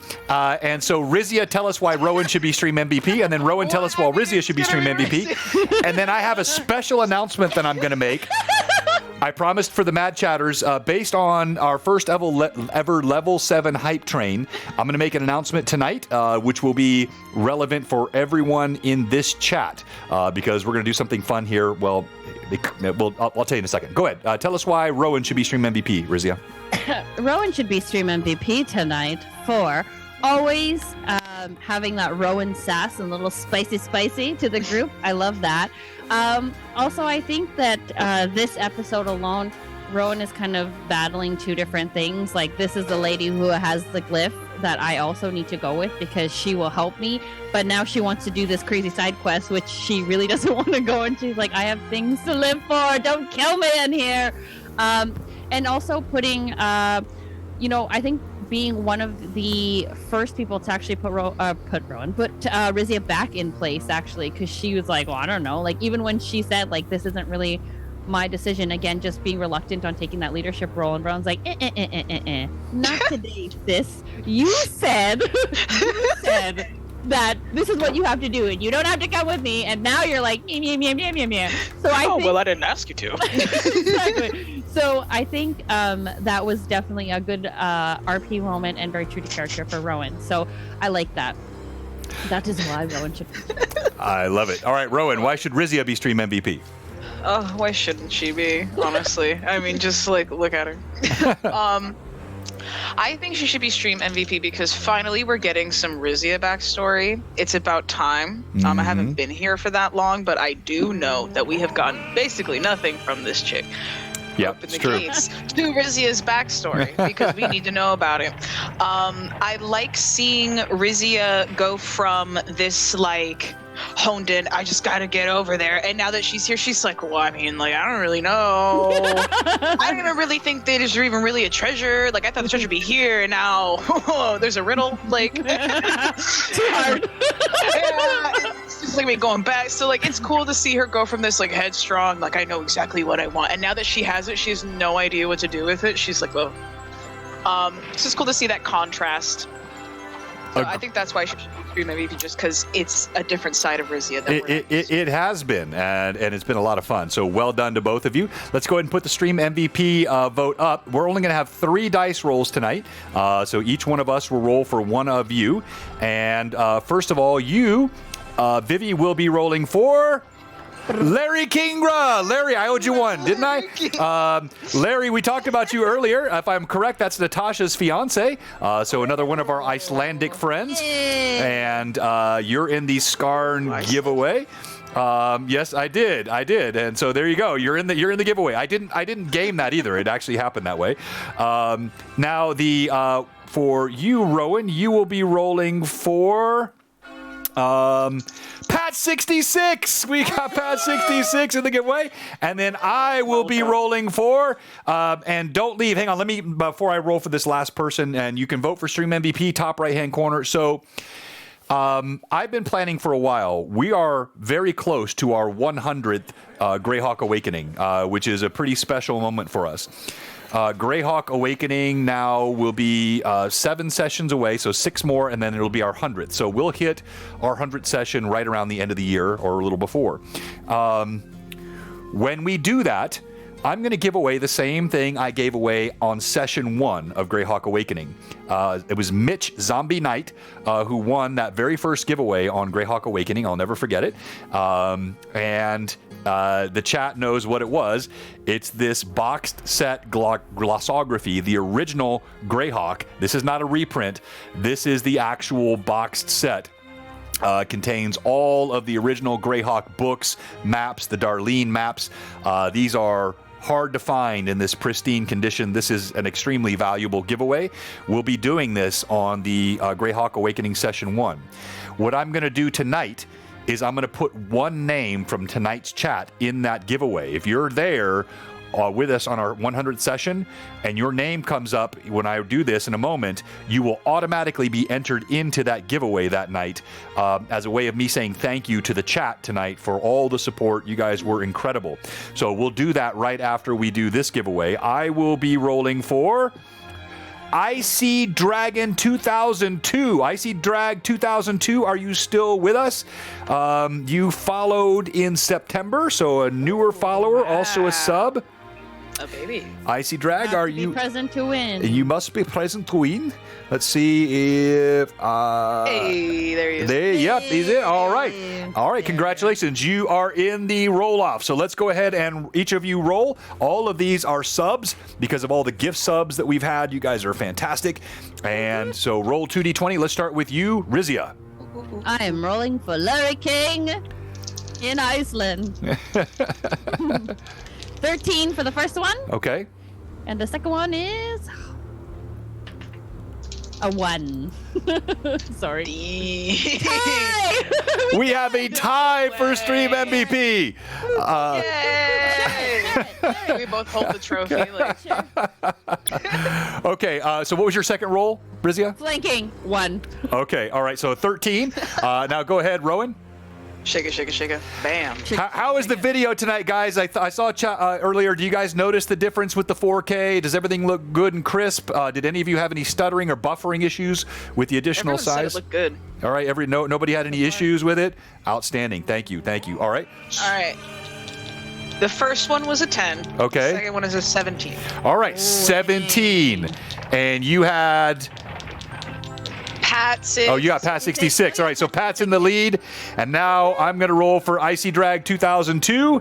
And my first roll is a 15. That's close. My second roll is a 16 by 1. By 1. Pat 66. Congratulations. Yeah, we're going to split the MVP. So each of you get... the half the experience that we normally hand out. So each of you get 500 experience points to add to your total. And now we're going to roll to see who will be in the box set glossography giveaway that I will do on the 100th Greyhawk Awakening stream, which is just 7 weeks away. Or 7 sessions away, if you will. And let's see who that's going to be. I'll keep this same list, so you don't have to type anything else in. If you haven't already, go ahead and type !Skarn in the chat. We're going to keep that same loop that we've already had, and I'm going to go ahead and roll it. Okay, I'll give you just a second. If you haven't yet, type SKARN. That gets you in the giveaway. If you've already done it, you're still in. So like if you were already in, it's kept it all in there, so you don't have to do it again. But if you didn't do it before, go ahead and do it. And I'm going to roll this in 5, 4, 3, 2, 1. The first entrant in the GHA Session 100 giveaway is... Jerry! Adam JR79! Jerry, are you still in the chat? You must be present. Yes, you are. You just typed. All right, Jerry, so you're already a possible winner of the box set for Session 100 of Greyhawk Awakening, which will be happening here in a few weeks. I want to say thank you again to all the Mad Chatters. Thank you to the players. You guys were awesome tonight. We'll pick up here in the Temple of Illumination as Rhizia seeks her prize, that which has been promised to her since childhood. I will tell you, you guys already made a mistake and went the wrong direction, but that's okay. That's part of D&D. So let's go back. No. You don't know. That's metagaming. That doesn't mean you can't get to the right spot. It means you definitely took the tougher route of the options you had. God. So death, so here we go. But don't say you never have choices. You had a choice, Vivi. Fearless leader. All right, so the title is wrong. Just what's wrong with the title? I checked it. What's it say? It says Rhizia's fate. Yeah, it says right. What? Wasn't it supposed to be Rhizia's density? Because that's Okay. So. Oh, it says Rhizia's destiny? No, it should be it should be Rhizia's fate. Either way, it's fine. Okay, fate, destiny, kind of work together. I lost my train of thought. Tomorrow night, Anna B. Meyer, the Anna B. Meyer, will be with us. We'll be talking Iuzian zombie goats, her brand new monster from the Flyness. That's going to be super fun. We'll be talking about creating monsters. We'll be talking about creating NPCs. We'll be talking about heraldry with the queen of Greyhawk herself. Anna B. Meyer will be with us tomorrow night. And then on Sunday, Tears of Aird at 1:30 Central. Don't miss that. Fantastic new campaign. It's session 3, so you can still get in at the very beginning of a very fun campaign that we're running. And as we're getting ready to raid here into Guild Superior, our friend Dave, he was in the chat earlier. He actually gave 5 gift subs earlier. So please jump in, say hi. Can you... Sorry, You're good. I don't mean to cut you off. They want to see the Rhizia holding a Naho before. Oh, yes. I'm sorry. Thank you. I almost forgot. The best treat of the night. Way better than the DMing. It is this. I want to catch it before you switch this off. Yes. Yeah. No, thank you. That was a good catch. So. It's a beautiful That image. wasn't me. That was the chat they were reminding. Yes. Here we go. Do you want to see the most amazing art you've ever seen? There is Rhizia running on the beach carrying a Naho. God. That's gonna be my new starting screen. Please. That's gonna be my desktop. I just love his pose too. Like he's like, I like to think that they like went away from the group, like the group's all over there, and he's like, "Listen, Rhizia, there's something I've always wanted to do." This is why you never leave a blue box stream before the end. that was a great Anaho impression. Can I just say? Yeah, do it again. Do it again. Yeah, it was so good. Rhizia, I need you to know a little bit about this, but I need you to pick me up in the air. Outstanding. Spin around like a sweet Very good. Thank you, Jeff. Thank you to all of our fan art posters. Thank you, Pat Draws. Thank you, Hob. Your fan art was fun today. Thank you, Mad Chatters. We'll see you tomorrow night at 5:30. Please stay in after the raid and say hi to Dave. He watched in on our stream tonight, and as I mentioned, he gave some gift subs and really helped support us, so we appreciate that very much. And now we have 10 seconds. Final 10 seconds. Any last words from Rowan or Rhizia? Sometimes a dab will do ya, and sometimes a couple dabs will do you more. Okay, I'm not sure what that means. Rhizia? I just want to say thank you to the Mad Chatters again, just for supporting us in the stream and getting us to a level 8. I think we got right, or 7. I think we completed a level 7, and yeah. Complete level 7 on our way to level 8. We super appreciate all your support, your views, your bits, everything. You guys rock. Guys, Blue Box signing out. Bye. Wow.